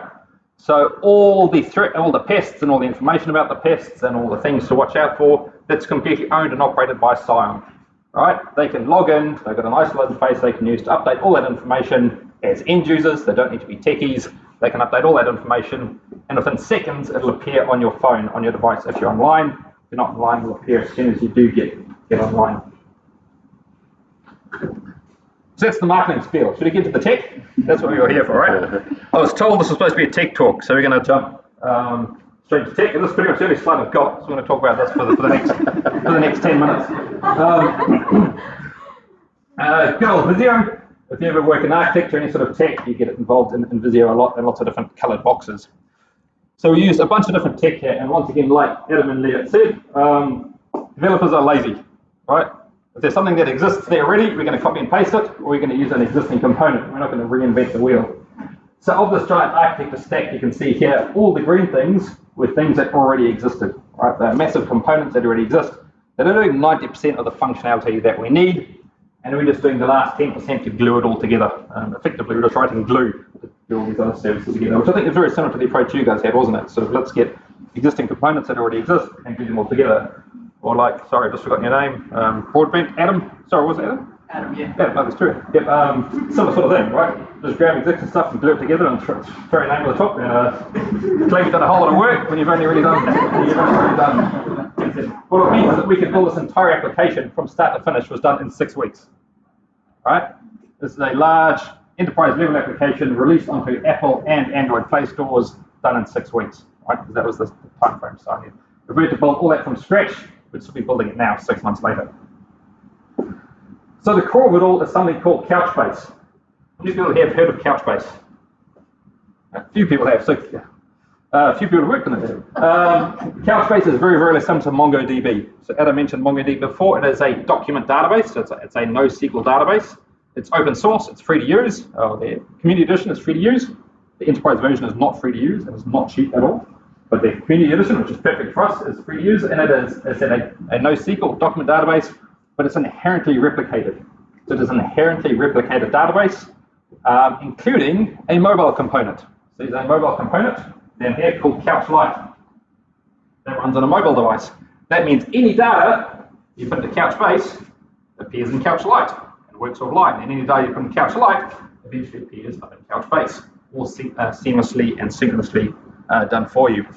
So if you ever try to write any of your own synchronization code, you'll know how much of a nightmare that can be. You're starting to deal with conflicts and conflict resolution and what synced, what hasn't synced, and doing all that sort of stuff. That'd be a nightmare. We didn't want to go down that path, hence we used Couchbase. So it solves a really niche but really hard problem, which is how do we synchronize data to a mobile device, and how does that stay offline and persisted on that mobile device? Now this had to be a native, a fully fledged mobile application to do that. We couldn't use something like a progressive web app, which is what these guys mentioned before, because even though progressive web apps support offline data, it's like maybe 5 or 10 meg based on the device. It's not a huge amount. We need a couple hundred meg to get down onto here. By the time you're talking about several hundred articles and tests and photos and information about all the biosecurity threats, we needed several hundred meg of offline storage. Hence a full mobile app. This was done in Xamarin. How many people here have heard of Xamarin? Again, so I'm looking directly into this thing so I can understand what you guys, how many people raising hand. Xamarin is a cross-platform technology that allows you to create mobile apps in both Android and iOS with one code base. It is based on .NET and is now actually owned by Microsoft, but Microsoft have open sourced it. So if you're a .NET developer, it's not that hard to pick up. And if you've done, especially if you've done a bit of other mobile work before. However, the word of warning is when people say cross-platform, and this counts for React Native or for Xamarin, the line that gets sold is one code base, runs on both Android and iOS. That's never quite true because there's always going to be the customized parts you need to do for each one. So you're not saving twice the time by doing it cross-platform instead of native. You may be saving 50% of the time, right? Because there's inevitably various parts you're still going to need to do that's specific for Android, specific for iOS. So don't let the marketing lies fool you. Even with Xamarin, you still have to do some of the native specific stuff. The other issue to have with Xamarin is not particularly fast, and that is one of the issues that developers are trying to solve. So if you are looking for like a really speedy native app or really good app, Xamarin's potentially not the way to go. Once again, depending on how complicated your app is going to be. This app's actually quite simple. There's not that many activities. There's not that many screens to it. So I thought Xamarin was a pretty good fit. So like with choosing any tech, it's a bit of an art, but look at what the requirements are and pick them around tech. So that's pretty much how a lot of the data sync work, and there's something in the middle called Sync Gateway, which is part of this whole Couchbase stack. What else can we talk about? We needed a way of content to get into there. So in other words, we wanted the administrators over at Scion to be able to create new bugs, integrate new weeds, and load them in the system and put it appear on the mobile app. So they needed to manage content. Funnily enough, the systems that do that for you, they call content management systems. So let's grab one of those. So I don't actually have it on here, but we grabbed one called Directus. Directus it's a fairly new CMS that's out there. It's once again open source, free to use. It's very important, and it's a headless CMS. So people know what I mean when I say headless CMS. First of all, does anyone know what a CMS is, or Most people know what a CMS is. Some people know what a CMS is. A headless CMS is a content management system that doesn't provide any visualization for you. So it's just purely about the data entry and the data management and the content management, but doesn't actually have any markup or pages itself. It just presents that data, in this case, through dynamic APIs. So, and there's a nice little interface that you can use that comes with it, and you can, create new articles or create new things and publish them and review them and send them for review, all the sort of the normal content management type stuff you have, but then it just exposes that straight out to you. So it is great for the users to use. They can go in there and they can create new content, and we then sync that in. So it's got a really cool feature called webhooks. So when a change is made in here, it finds a webhook which calls one of our APIs. Our API can then jump in there and grab all that updated information and push it through into Couchbase. So effectively, as they publish new data in their headless CMS, instantly gets into Couchbase and instantly syncs down onto the mobile device. On top of that, we also built a custom website for them. This is called the Identifier website. This is done in React, because these days everything should be a single page app, whether it's React or Angular or Vue, which would be one of them. Throw away jQuery and burn it in a bonfire, please. Sorry, Josh. And if you're going to go old tech, go really, really old tech. So like what Maddie did, you go like 40 years old. That's but don't go 10 years old. Go hard. Go home. So the Identifier website is mainly for people like Biosecurity New Zealand and the councils and everything like that. So that's if you find what you think is a nasty bug, right, you can take a photo of it through the app. It goes up and it'll appear on that website for the industry experts to look at. So these days, if you find a bug, you have to ring Biosecurity New Zealand and they try and get all the information from you. Instead, now you can use this app to report it instead, and it'll appear live on their website, and they can look at it and go, no, that's not a stink bug. That's just a normal beetle, or that's an ant, or something like that. So on and so forth. The other thing we integrated was something called iNaturalist. Not to be confused with iNaturalist, which is a very different application. iNaturalist is a big American website that's kind of a crowdsourced way of collecting information about the natural world. It's a really cool site. Since I came over, I'm actually going to start using it. So you have your profile on there. It's a bit like Facebook for plant and bug geeks, animal geeks. And you can take photos of whatever on there. You can add it to your profile. If you're not sure what it is, other people will jump on there and tell you what it is. And there's world experts from around the place. So my father-in-law loves taking photos of mushrooms, but he never knows what they are. So now he's jumping on that site. You can submit a picture of a mushroom, and there'll be some fungal expert somewhere who'll jump in and go, oh, that's that, and that's that, and that's that. And so the guys at Scion, they're heavy users of iNaturalist, and there's a New Zealand version of iNaturalist called iNaturalist NZ, which they wanted to promote and help get going. And so this app all ties into that as well. So the basic idea is that if you take a photo of something through this app, you submit it, and if it's not a nasty bug, which Biosecurity needs to be concerned about, if you go through to iNaturalist, and the iNaturalist guys can identify it, and it appears on your profile there. So to log into this application, you just need an iNaturalist account. And we did some really cool stuff with the authorization on there called OpenID Connect Brokering. If you want to talk about all OpenID and how it works, we can talk about it afterwards. But it works very similar to how a Google or Facebook login would work. So once again, you guys mentioned that as well. That's very common these days. You have a social login on a website. So instead of logging in with an account native to the application, you log in with a Google account or a Facebook account or a GitHub account. So we did the same thing, and we built a plugin specifically to work with the iNaturalist login. So if you go to hit the login page or hit the registration page, it looks like you're in the app. It's really hitting their servers and using their authorization. So the great thing that it means is that as you do activity in this app, it actually appears on your account in there. You can see your full history for everything in there.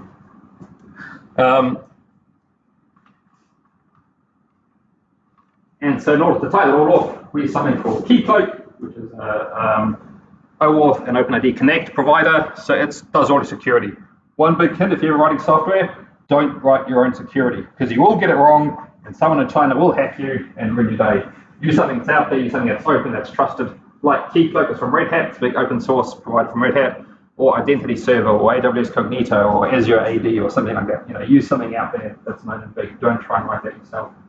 You can see all the orange lines are actually secured by Keycloak. So we're using OAuth and OpenID Connect to secure all API endpoints throughout the entire app. One thing, if you don't know what I'm talking about, come and speak to me afterwards and I'll explain some of these terms that I'm using. So lastly, don't get much time to demo the app, because we're more about the tech here, but what does it look like? So you can feel free to download it yourself. You can download it now if you want. Search for Find a Pest on the store. You can log in, and you're presented with a whole bunch of pests that are regionalised for you and for your industry. So if you're interested in kiwi fruit or forestry or horticulture, you'll see a different list of bugs there, and location as well. And once again, these are all content updatable from the guys at Science, so they can update new stuff. You see, there's a wonderful collection there of all sorts of various creepy crawlies. If you go offline, they will be available for you. And you can select one, you can see lots of information about it, including all the content about it, where it is, what it looks like, photos, and everything like that. Once again, all updated in real time from those guys.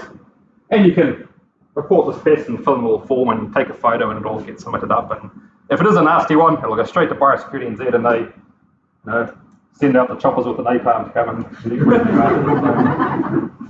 And lastly, you've got a cool little history here, kind of like a Facebook news feed or whatever like that, of all the different things you've submitted. So this person has been very, very busy, and they found a whole bunch of things. Some things they don't know what it is yet, and they're still waiting ID for what it is. Other things they found out, oh, it's just fernweed, and it's gone off to iNaturalist NZ, so they can log in iNaturalist NZ. Over there. So from a technical point of view, it is a massively ambitious project. Lots of different technology, lots of different moving parts. There's a CMS, there's a NoSQL database, there's authorization brokerages, there's custom APIs, there's a custom website, everything like that. All built in 6 weeks because we used existing open source components as much as possible. You really just glued a whole bunch of stuff together. So if you're going to be a good developer, do what Maddie said and focus on old school tech first to get your skills up, and then be really, really lazy and use as much off the shelf stuff. The best developer is a lazy developer. I think I'm bang on time, am I? Yeah. How's that for timing? Yeah. Excellent. Any questions?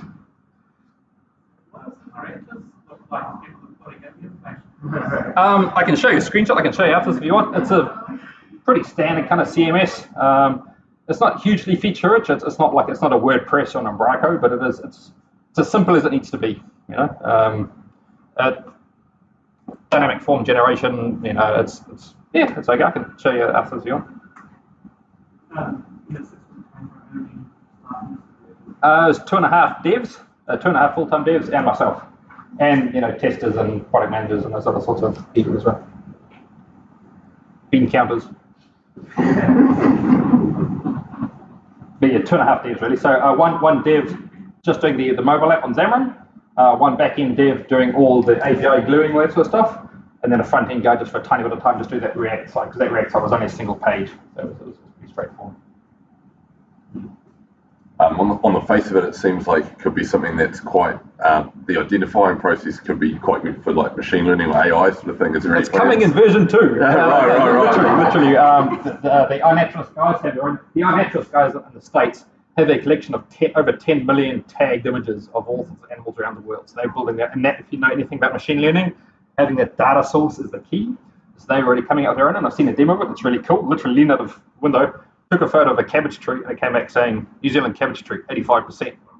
That's pretty cool.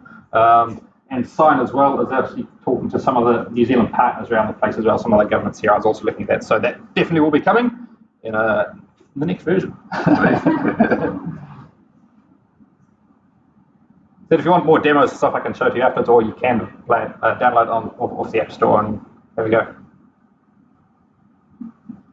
Cool.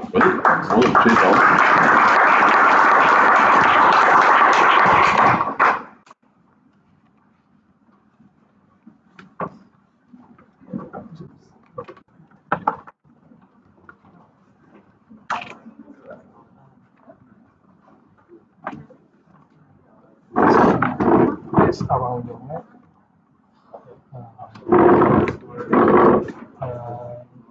Yeah, just put around. At least with my team. Yeah.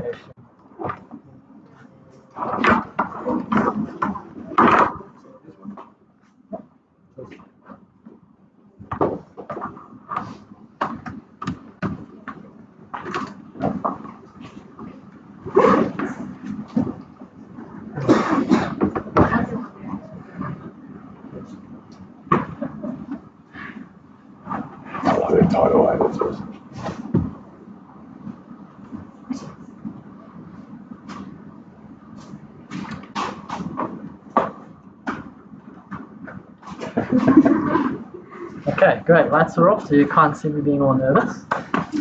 So just a bit of an introduction. I'm Bradley. I don't have my name on there, so you just have to try and remember that. Bradley.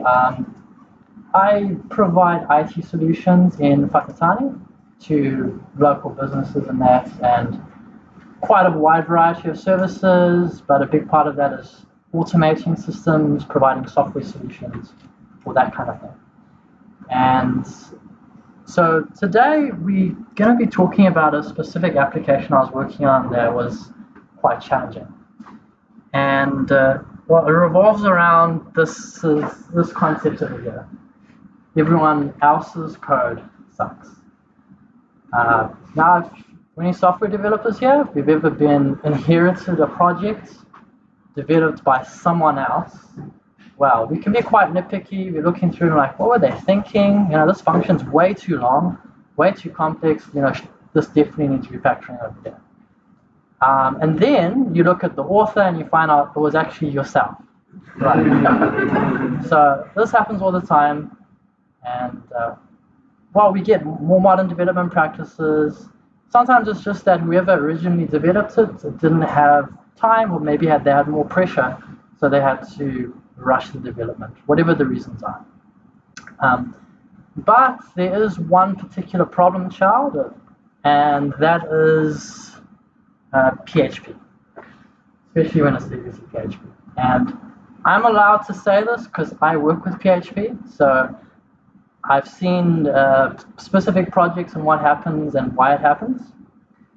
Essentially, PHP is the red-headed stepchild of the programming language, especially from its first inception. And, well, there's a reason behind this.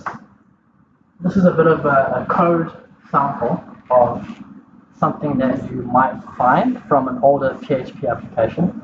Now, we've talked about some code that going back 40 years. This is probably going back maybe 15, 20 years, something like that, sort of middle of the range. Now, if you aren't a dev, or if we haven't done much dev work before, you might be looking at this and thinking, like, what's the problem here?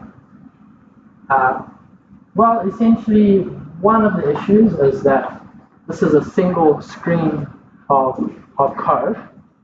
And we have a SQL statement or SQL code, which has been patched together. We have some PHP statements, and then we have some HTML code, all in one screen. So, and look at how many lines of code there are, 1,200, and that's just a simple page. Of course, everything's just been mashed together like spaghetti and bolognese. That's why it's called spaghetti code. And the reason why PHP has a bit of a bad reputation in this front is because, well, we've been introduced to assembler as a language. It's a really difficult language to get into. And we've been introduced to how there's different types of languages. Well, PHP, if assembler's down here in terms of how low it is, PHP is right up here in terms of how easy it is to get into. So going back, say, 20 years or so, they had a bunch of new programmers. They had a choice of what to get into, and it would be PHP. They go on the internet, find some tutorials, copy and paste, and make stuff like this. So it's a bit of a sad story, but it gets better. Not all PHP code is bad. We're gonna get there eventually. So a bit of a story of how the project I'm working on comes into this. I do work for various clients in Whakatane, provide solutions to them, and one client came to me, said, look, we have this project management application, which essentially they use for managing their jobs. Employees put timesheet entries into, managing inquiries, all that kind of thing, just for managing their business. And the software developer ran away to Sweden. So they said, can you help? You know, we need some bugs fixed, we need some features, we have a big, exciting roadmap for the future. And I was like, sweet, you know, this sounds like fun. Until I got shown the project and I looked at the code, and wow, this is actually a direct extract from that project. even worse. That's not the worst part of it. The worst part of it is that, well, there were no classes. Like, I don't even think classes have been invented when this program was first created, at least not in PHP. No, very few function calls, just lots of copy and paste from one page to the next. And to clarify, this particular app is a web application, so PHP, HTML, MySQL, a bit of JavaScript. Nightmare material? Yes, very much so. So you might ask, well, why did I take it on if it's such a nightmare?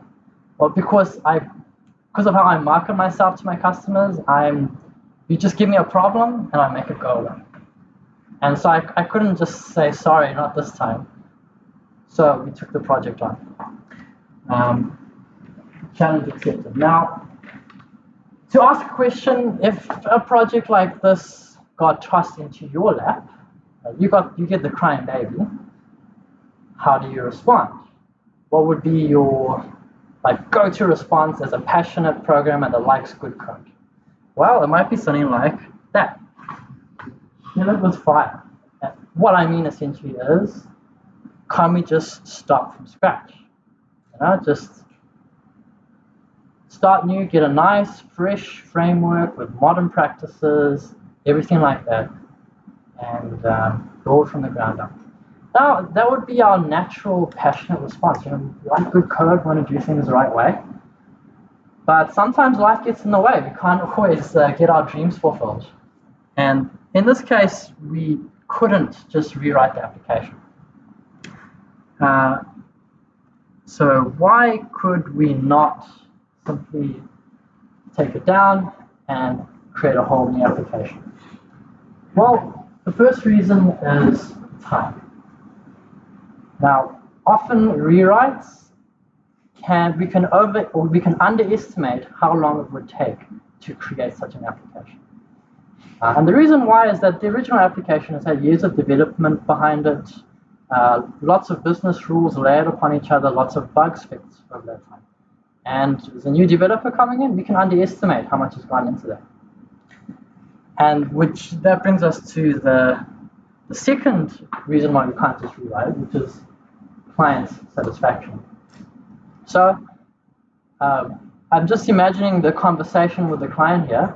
It's like, yep, it's taken us 3 months and it looks the same, but it has more bugs and less features. Because that's pretty much what happens when you're writing something from scratch. You still end up with bugs. It ends up better long term, but for this project, we couldn't make that sacrifice. And another rule which you have to consider when considering a rewrite is that often old battle-tested code is better than brand new code. Again, because it's gone through lots of bug fixing cycles, lots of business rules have been accounted for, and often you simply aren't able to implement all the features that everyone desires within the time frame that they want. So for this specific application, we decided on a bit of a hybrid response, not to completely rewrite it straight away, but to do some refactoring as we can, as the stress levels allow for, and a gradual rewrite of the application. So the question becomes, how do we go about working on this? And how do we make it more pleasant to develop, to work on this ancient framework, this ancient way of doing things? Of course, well, as far as those that are using this application, they don't really mind so much. They see the same thing anyway.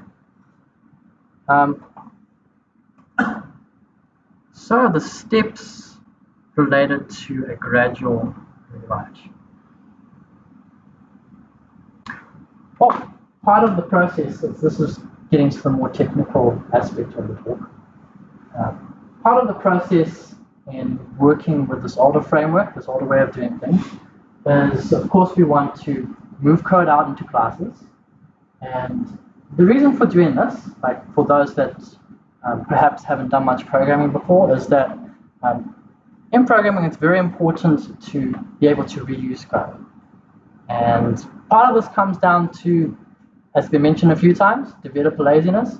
Of course, you don't want to be rewriting the same thing over and over again. And that's the DRY principle, don't repeat yourself. And secondly, it helps reduce bugs. It just allows for easier testing and code reviews. Now, the second aspect in considering this moving away from spaghetti to a more lasagna process, a better application, is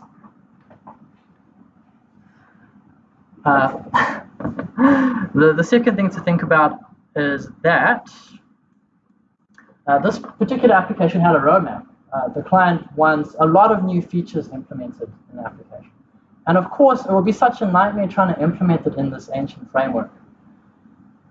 Therefore, our response was to implement the Symfony framework. So what is the Symfony framework? Essentially, we talked about developer laziness, and it comes down to this again. It's a group of components that you implement in order to make your life easier as a developer. And the reason why we chose the Symfony framework is because of it being modular and flexible and also being open source. The setup which we ended up with was still having the old framework running, but implementing the new Symfony framework side by side with it. And for this particular setup, you might be wondering, doesn't that mean you're still spending a lot of time on that old framework? How are you going to survive that? And if you're still working on that old framework, how are you still going to be sane after like a year or two of development? Well, that's where Symfony's modular, the modular nature of the Symfony framework comes in. So what Symfony allows us to do is to essentially take the modern components, the Symfony components, and to inject them into the older framework. What this is helpful for is if the client comes and says, look, we want this feature implemented in one of the components in the old framework. Instead of potentially having to completely rewrite that component, we can implement newer technologies to make it easier to implement that feature. So what does Symfony allow us to implement? Well, one of the things is improved authentication, security for users logging in. It allows for instant Active Directory integration. It also allows for dependency injection and other more modern practices. For example, easy database access through Doctrine, as well as templating. PHP is a templating language, but Twig is a lot easier to work with. Forms for the Symfony form component, as well as other services. And essentially, the idea is that you implement all new code in the Symfony framework and inject that into the old framework. To use an analogy, it's kind of like taking a Tesla control panel system and putting that into like an old Nissan Sunny. Like really like putting the new tech into an old system, making it easier to use. And to give a demonstration of what the system allows for, on the left we had that original way of doing things, and on the right would be with the Symfony components injected.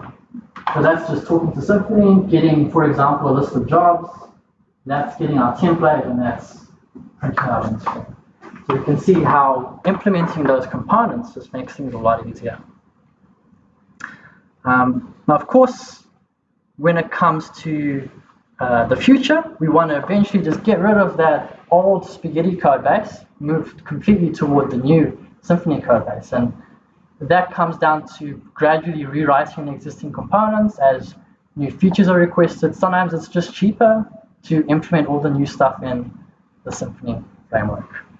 I was going to talk about all that stuff, but kind of running out of time. But in conclusion, thanks. I'd like to just do a quick shout out to PHP. Of course, it does get a bit of a bad rap, but in modern times, it is definitely a much more modern language. So I thought I'd better say that because I work with PHP and it's good for my self-esteem as well, just to put that out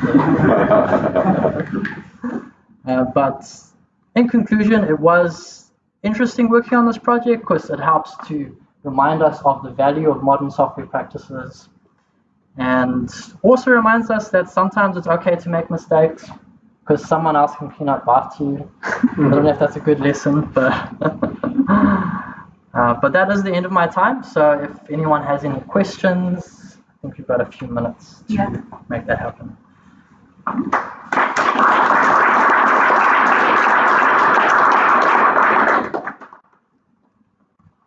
If you're building it from scratch, would you still pick PHP?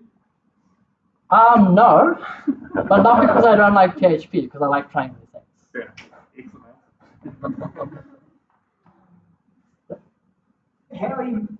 How's the creep with the project? Does the client understand what you're going through and value your time on it?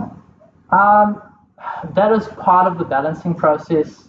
I have told them what I did, but I think it just goes straight over their head. So basically, you use terms like better security, easier to fix bugs in the future, like stuff that actually they hear about. And they're like, oh, really? Okay, so that's why you spend extra time on the section. I'm like, yeah. And they're like, sweet.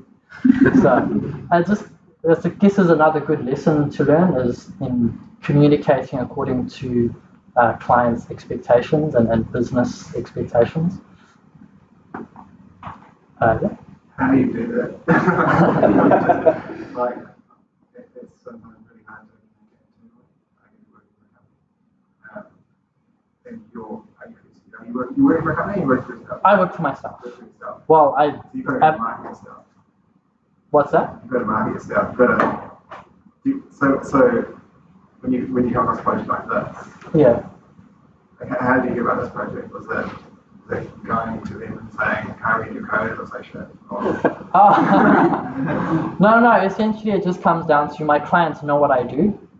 And as I mentioned, I offer myself as a problem solver because I have a wide range of skills.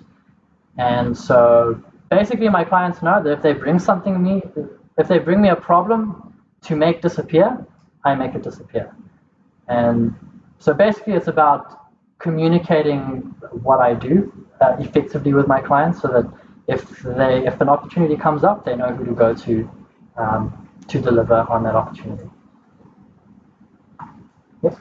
How did you, so when you're refactoring and rewriting, how did you ensure that you did that without breaking your existing functionality? How did you do that safely? So that comes down to the reason why we didn't do a complete rewrite from scratch. Because it's important to understand all of the business rules which factor into each section of code.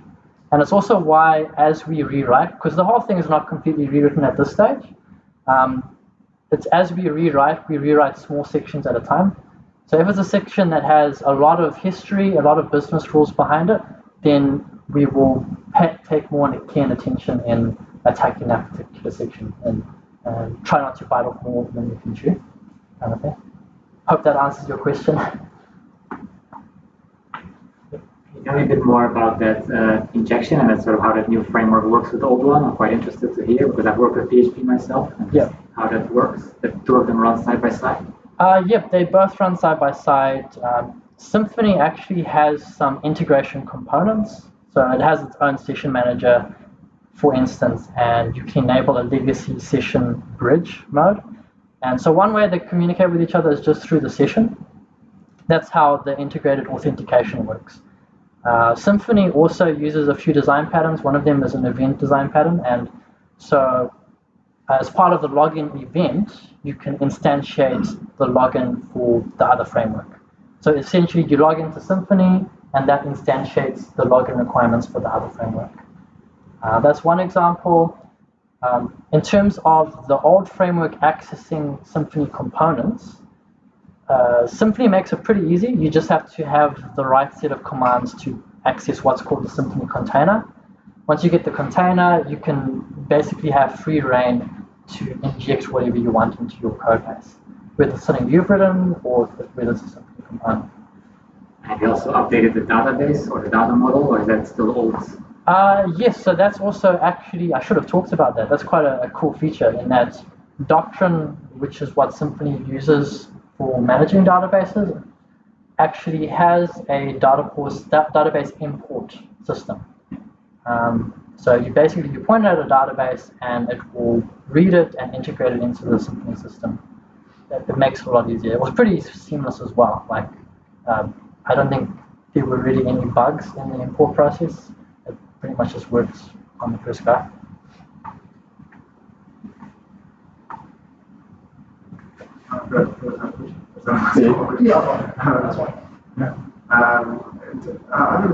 So you used PHP. Is it still static type language, or is it a scripting language? Yeah, there's a scripting language. In the latest PHP 7, they are putting a bit more importance on types, and so you can type arguments and that kind of thing, but it's not statically typed now. So part of the easy entry level kind of way of thinking, where you have so much background that some people have put together. But yeah. Okay. Cool. Awesome. Thank you.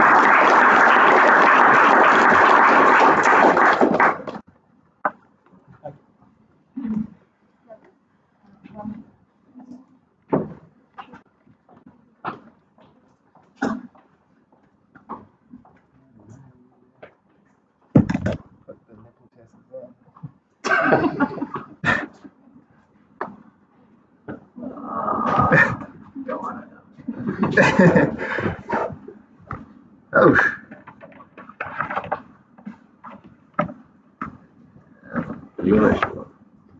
Yeah, I'm on a Mac. I feel kind of ashamed. This is probably a room full of Windows nerds.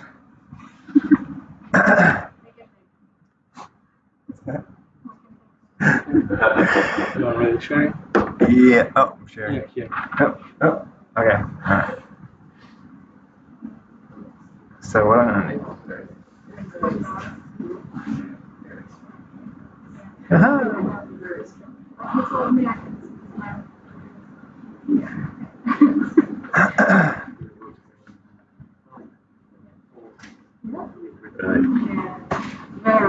Cool. Yeah, so to start off with, I just want to thank everyone coming along. The Tech Week it sounds like a really cool thing to be a part of. It's obviously, it's a worldwide event from what I've seen. So there's many events all around the country. I'm kind of looking at Kelly going, getting on the stage, right? Yeah. So I usually kind of come along to these things in the JuniorDev kind of meetups. By the way, my name's Josh. And I work for Cucumber. So I'm a front-end developer. But today I'm going to be saving the world. That's kind of pretentious. I'm not actually going to be saving the world. That's kind of a dramatic title that I've given myself in my slide. Cool. So yeah, it's about Flutter. So when I got originally Kelly approached me and talked to me about the Tech Week, and she said it's going to be loosely based around the theme of doing good things in the world. And so I was like, cool, all right. So we're getting some speakers, and I kind of went away and some holiday and really think about what I could do and that is good for the world, and it kind of could be something a bit fun as well. Personal project / trying to do my part. And so kind of the inspiration for this was something that had been brewing away in my head for a while. And that was to kind of, there's been a lot of bad news, heaps of bad news actually, recently. And I'll get all the bad stuff out of the way first so that we can move into good stuff. But climate change. So, yeah, I've been for the last couple of years looking through and kind of researching about the climate, how it's changing, what impact that's going to have on me, my future, and what impact they'll have on my kids, not just their kids, and if they have kids themselves, then it's kind of it's an unknown, and it's a really scary thing to look into the future and kind of see this kind of stuff and predict what's going to be there for our kids. Yeah, so I came up with the idea of basically looking at the way that food impacts climate change. The reason why it's important is because it actually makes up over 20% of global emissions. So reading through a lot of the BBC have a section on climate change news, reading through those kind of articles and things, that kind of inspired me to do something loosely based around things that we can personally do to kind of do our part. So it's going into a little bit about the science, and as I said, it's all kind of doom and gloom. So just kind of keep positive, guys. And at the end, we'll kind of get into the stuff. Yeah, cool. So who's heard of the IPCC or M or that kind of thing? IPCC is the International Intergovernmental Panel on Climate Change, and basically they kind of aggregate all the information and put out news and work towards bringing countries together to combat climate change. And the UN, top one, it's that logo there, is United Nations. So they're responsible for putting, so then those two outfits together were responsible for organising the Paris Agreement. And there's something like 170 something countries all involved in that agreement, with the objective of coming out of it and saying we have to make some promises, and how we're going to fulfill those promises in order to get below a 2-degree warming target. We talk about warming. I mean, yeah, I'm sure a lot of you in the room already know what global warming is. That's good. Awesome start. But our planet's basically wrapped in kind of a layer of various greenhouse gases, carbon and methane and all that. And so that the act of kind of this climate change is about how that atmospheric density kind of traps, heats up and then traps that heat within the planet, and it's predicted to cause some massive effects in the life. So, in summary, the UN was basically put out a statement recently saying that we are well off track in terms of the planet to come underneath that 2-degree target. And in 2018 saw the warmest year, actually it might have been the 3rd warmest year in recorded history. I think 2016 was the warmest year on record ever. They projected it was something like 3 million years or something. So that's a so 1 degree warmer in 2018 pre-industrial levels, so pre-industrial revolution. So after we kind of on a mass scale started using factories for designing products and things, and using cars, and basically climbed quite drastically, especially in the last 100 years. We've climbed 1 degree warmer than those levels. And the IPCC is now saying that a 2-degree target really wasn't enough, and that now we're predicting 1.5 should be our objective, but with the way that we're tracking, we're well off that.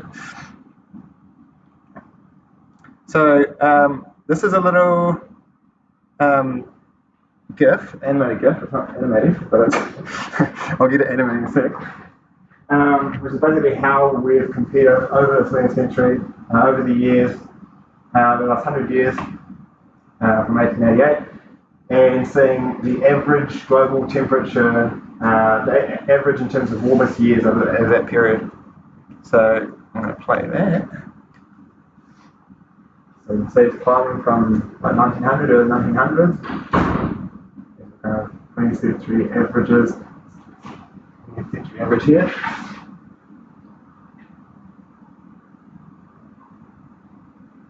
So as the years go on, producing more carbon and greenhouse gas emissions, and they start to climb up into the next 20 years, or the last 20 years, everything really starts to climb, which is pretty scary. Yes. You can see it kind of everything's off the charts. In terms of the last 20-year period between kind of 1970s, 1980s, and now, it's just kind of climbed exponentially. In the warmest years ever recorded in history, 2015 to 2018, with estimated temperature rise of 3 or 5 degrees Celsius by 2100. So that's massive. Like, it doesn't seem like a lot, 3 or 5. Yeah, I could do with another 3 or 5 degrees in the winter or something. But it makes a huge difference to the way ecosystems work. So that's what I'm trying. So yeah, you might be thinking kind of like, what is another 1 degree? Alright, and it doesn't, on the surface level of it, doesn't sound like a lot, but the kind of widespread impact of 1 degree are pretty drastic. So we look at things like sea level rise. So sea level rise is something that basically is caused from melting polar ice caps and kind of Arctic ice. So what happens is Arctic ice kind of acts as a mirror. So as sunlight comes through the atmosphere and hits the ice, it kind of just reflects off, bounces off. But any kind of surrounding water and things, that water absorbs that heat. So as things start to get hotter, more ice melts, the more water that's being produced from the ice melting. That's basically it's kind of exponentially shrinking faster and faster.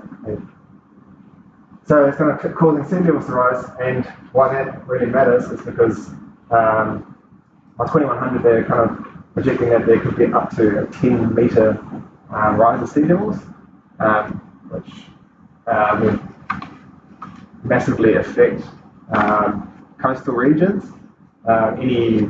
Any towns and cities that are built near the coast, kind of low-lying at sea level areas, and for islands and atolls and things like that that are very fat, that can just get swallowed up completely by water. So it's good for especially island and kind of tropical communities and stuff. And that also means like extreme weather. Oh my God, 5 minutes. 5 minutes left? Yeah. Really? Oh, crap. Okay. Alright, cool. So yeah, extreme weather, severe drought. Really bad. Forest fires. Like, we're all gonna die. So so we need to make change. Change takes time. We don't have much time. So basically, if countries don't act, this is kind of projections. We're looking at a 4.5 by 700, 4.5 degree warming. For every degree of warming, massive implications. This complete extinction of species, super extreme weather events, pushing kind of communities out of really dry, kind of barren areas and stuff. And anywhere where they kind of grow crops, they all have to kind of flee to the cities, and we saw that in Syria. The Syrian crisis was kind of driven by outside farmers and stuff coming to the city because because the droughts were so bad. So what can we do to help? So basically, these are the kind of things that IPCC says that we should do more of. We need to, as an individual, make more rapid changes in our lifestyles.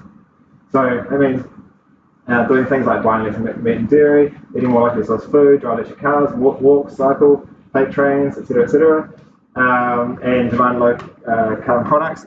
That's all well and good, but the single biggest way to reduce our impact is food. And the reason I say that, and that might come to a surprise for some of you guys, is that food takes up 20%, or 26%, of overall greenhouse gas emissions.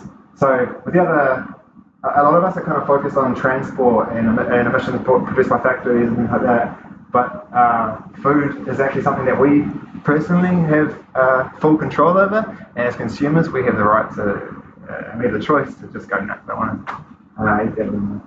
So you can see that more than half of food is animal products, and then half of all of that food, all of those animal products, is beef and lamb in terms of overall contributions to emissions.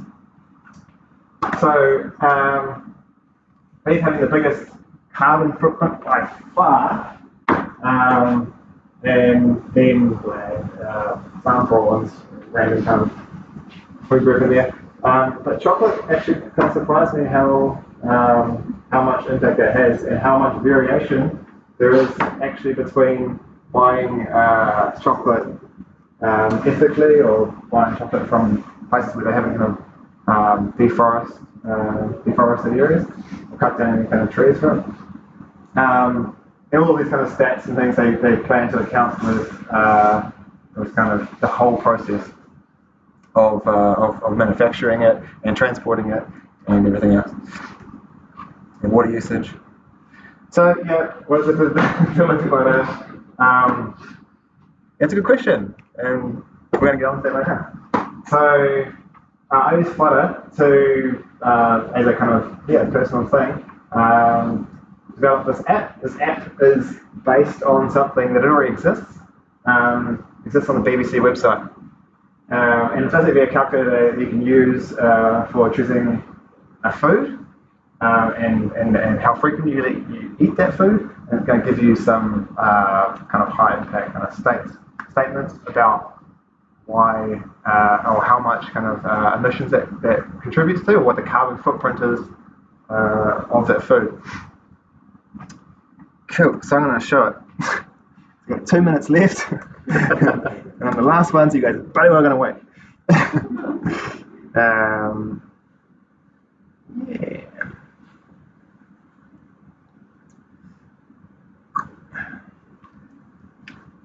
So I've got a USB for this app. I need to just plug my phone in. What phone is it?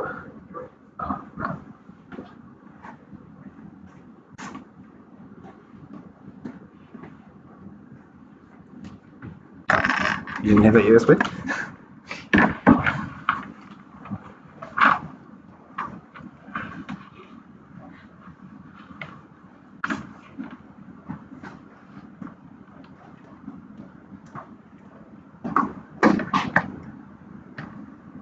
Let this be a lesson to you guys that are presenting to get your stuff sorted beforehand.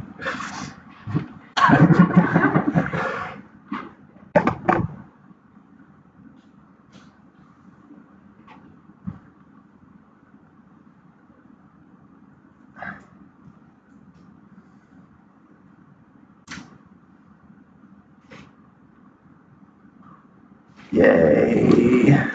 Cool. I don't know if I can make it any bigger.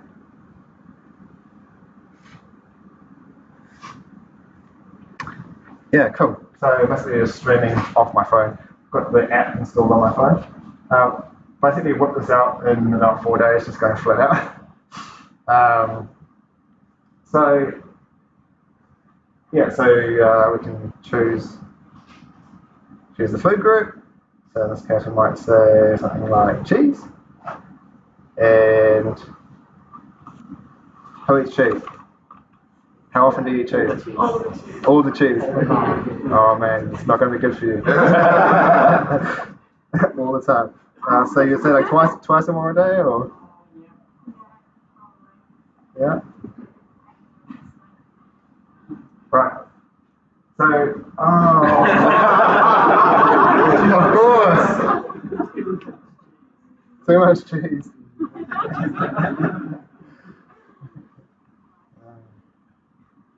Matthias had a great picture of like a crying cat. Could have used it. Right. I think this is a bit of a dodgy cable. Okay. Cool.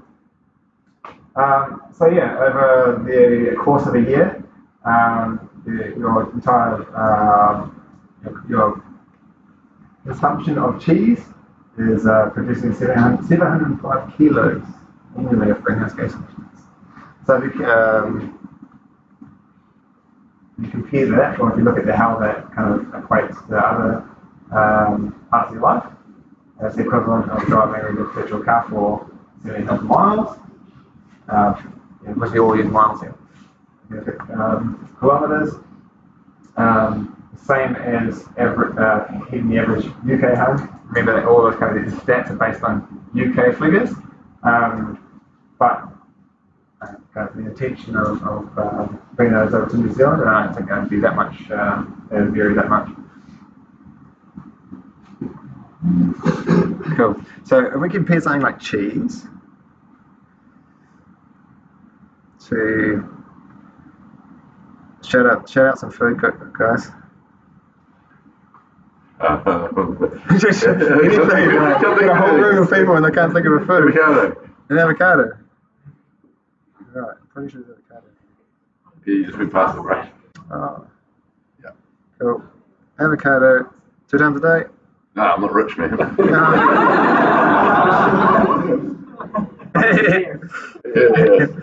Yeah. Alright, once a day. Even once a day, man, that's a lot. Like, especially right now. So 72 kilos. That's a 10th.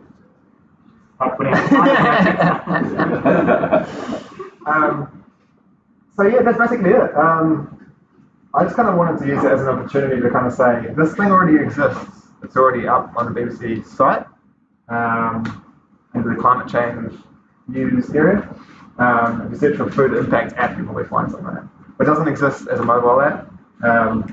So I kind of use this as a template to have a play around with Flutter. I really wanted to show off some Flutter code, but I just talked and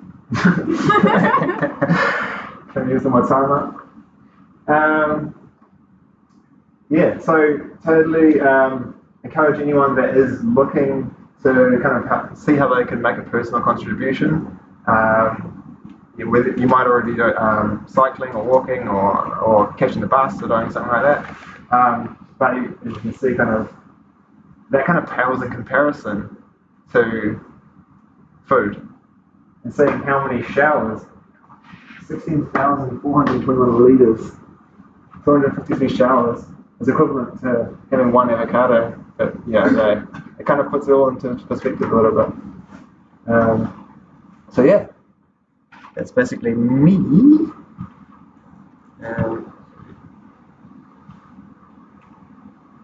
Questions?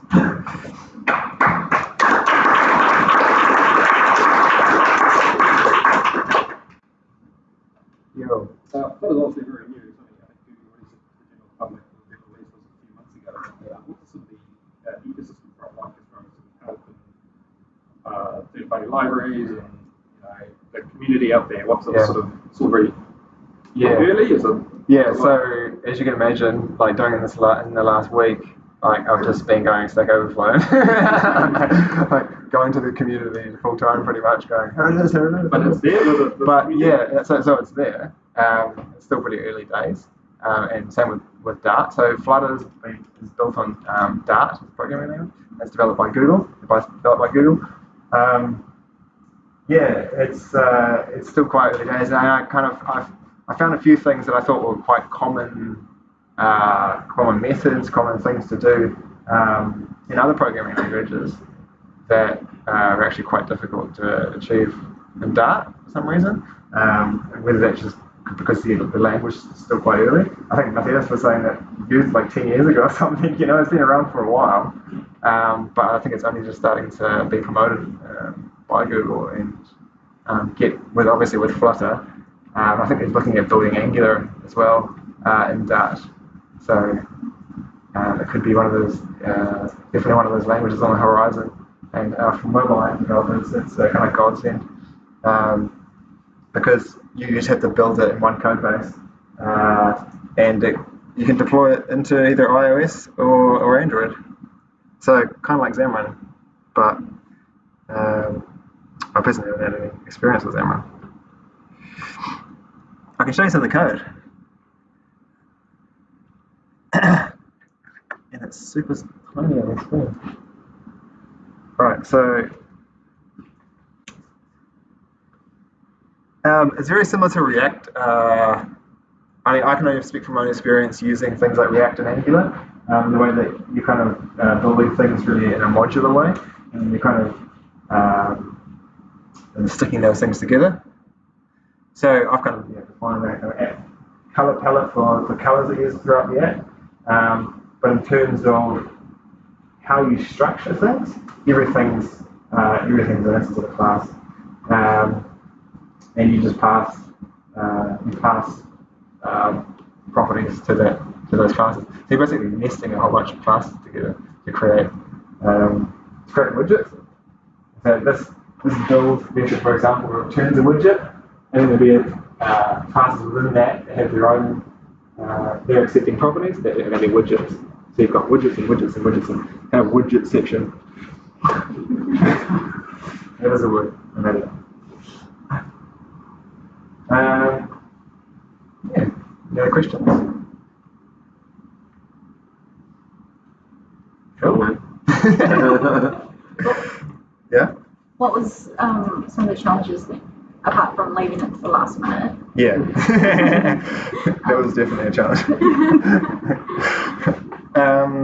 Yeah, some of the biggest challenges, we're just figuring out how to do basic things. This app was using Firebase in the background. I had a few challenges in the start with integrating with Firebase. It's meant to be pretty easy to set up and get started with, but for whatever reason I was running the wrong version of the APK or whatever, so the adapter that was meant to work with it didn't support it properly. Just kind of general teething issues, but nothing that's kind of out of the blue when you're doing this kind of stuff. Yeah, like I said, I was using Firebase, which is a document database, but it's web-based. Haven't had a lot of experience with it. Has anyone used Firebase before? Yeah. So it's perfect for doing things like just storing JSON and retrieving data. So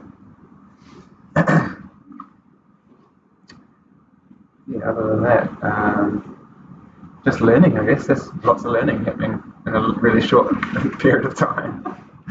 You seem to be motivated about this subject. Are you planning to already develop this further, or is this just yeah, I mean, the only so I mean, in terms of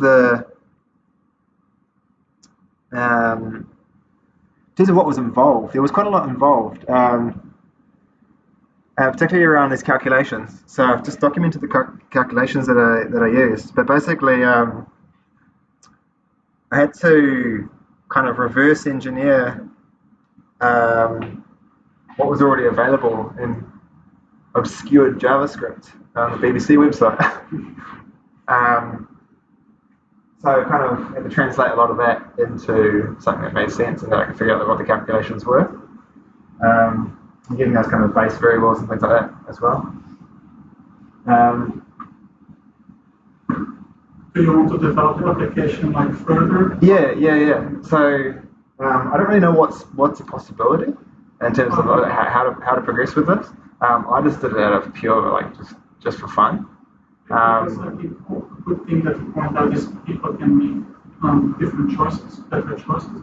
Yeah. Another thing is like carbon footprint maybe. That's another thing. Yeah. So Yeah. There's another part to this app, which is after seeing all that kind of show it. After seeing this kind of data and this kind of summary, the next part of it is kind of showing that in a kind of graph format and doing a comparison to other food groups. Or, for example, if it's meat, it would be comparison of all the different types of protein and how protein groups differ between eating nuts or eating steak or eating whatever.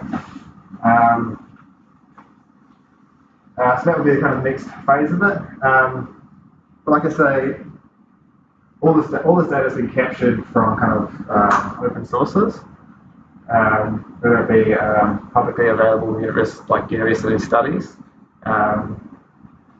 and as I said, the script side of it kind of had to reverse engineer it a bit.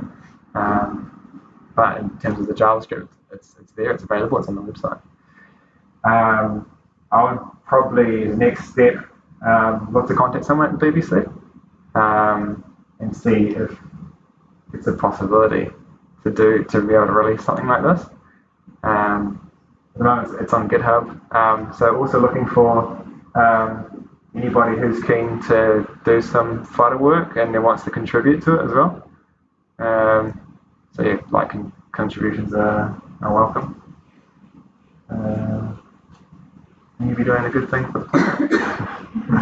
Nice to see you able to track, like, this is my current situation, I eat this, this is in this, I take this many showers a day, I drive this much, and then 2 months later or 2 years later, how I compare. Have I improved, have I saved the time? There are a few things that do, there are a few apps out there that do things like that. But the way they represent the data and the kind of UI side of it is all it's a bit naff. I think it could probably be done a lot better.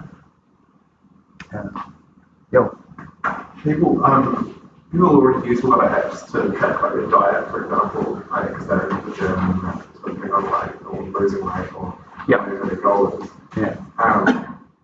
We really don't see that in creating something like this, where like you can not only compare food groups, but you can actually track what you eat and say, okay, what is my current impact? Imagine having an avatar almost, and people love to personalize things like digitally. Have a digital persona of themselves, I guess. And if you could integrate something like what you've done with that, I imagine it would be like, it would be used. Yeah, definitely. They actually did there was a research group that worked in the States. They were working for an energy company, and they were measuring the benefit of trying to save energy. So they're just like, kind of saying to people, here we're going to install these devices in your home, and so you can measure the amount of energy that you use in your dishwasher and versus your fridge versus your whatever. So you can kind of like tweak and see, same kind of thing here, but you can kind of see what things are making the most impact, what things are using the most energy. And they gave them three motivators. So basically, environmental impact, health impact, and money impact, finance impact. So they found that almost nobody cared about money, which is actually, it's kind of, you'd think it'd be everyone's driving money. I want to save money on energy. But a lot of the feedback was around the health side and the environment side.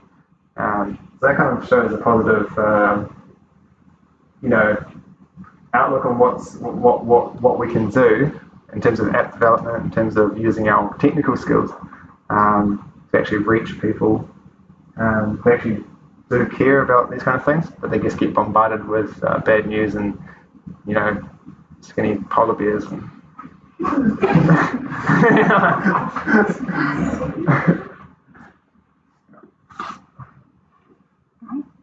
Cool.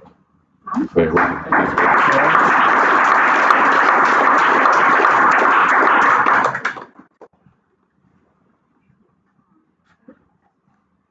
Yeah.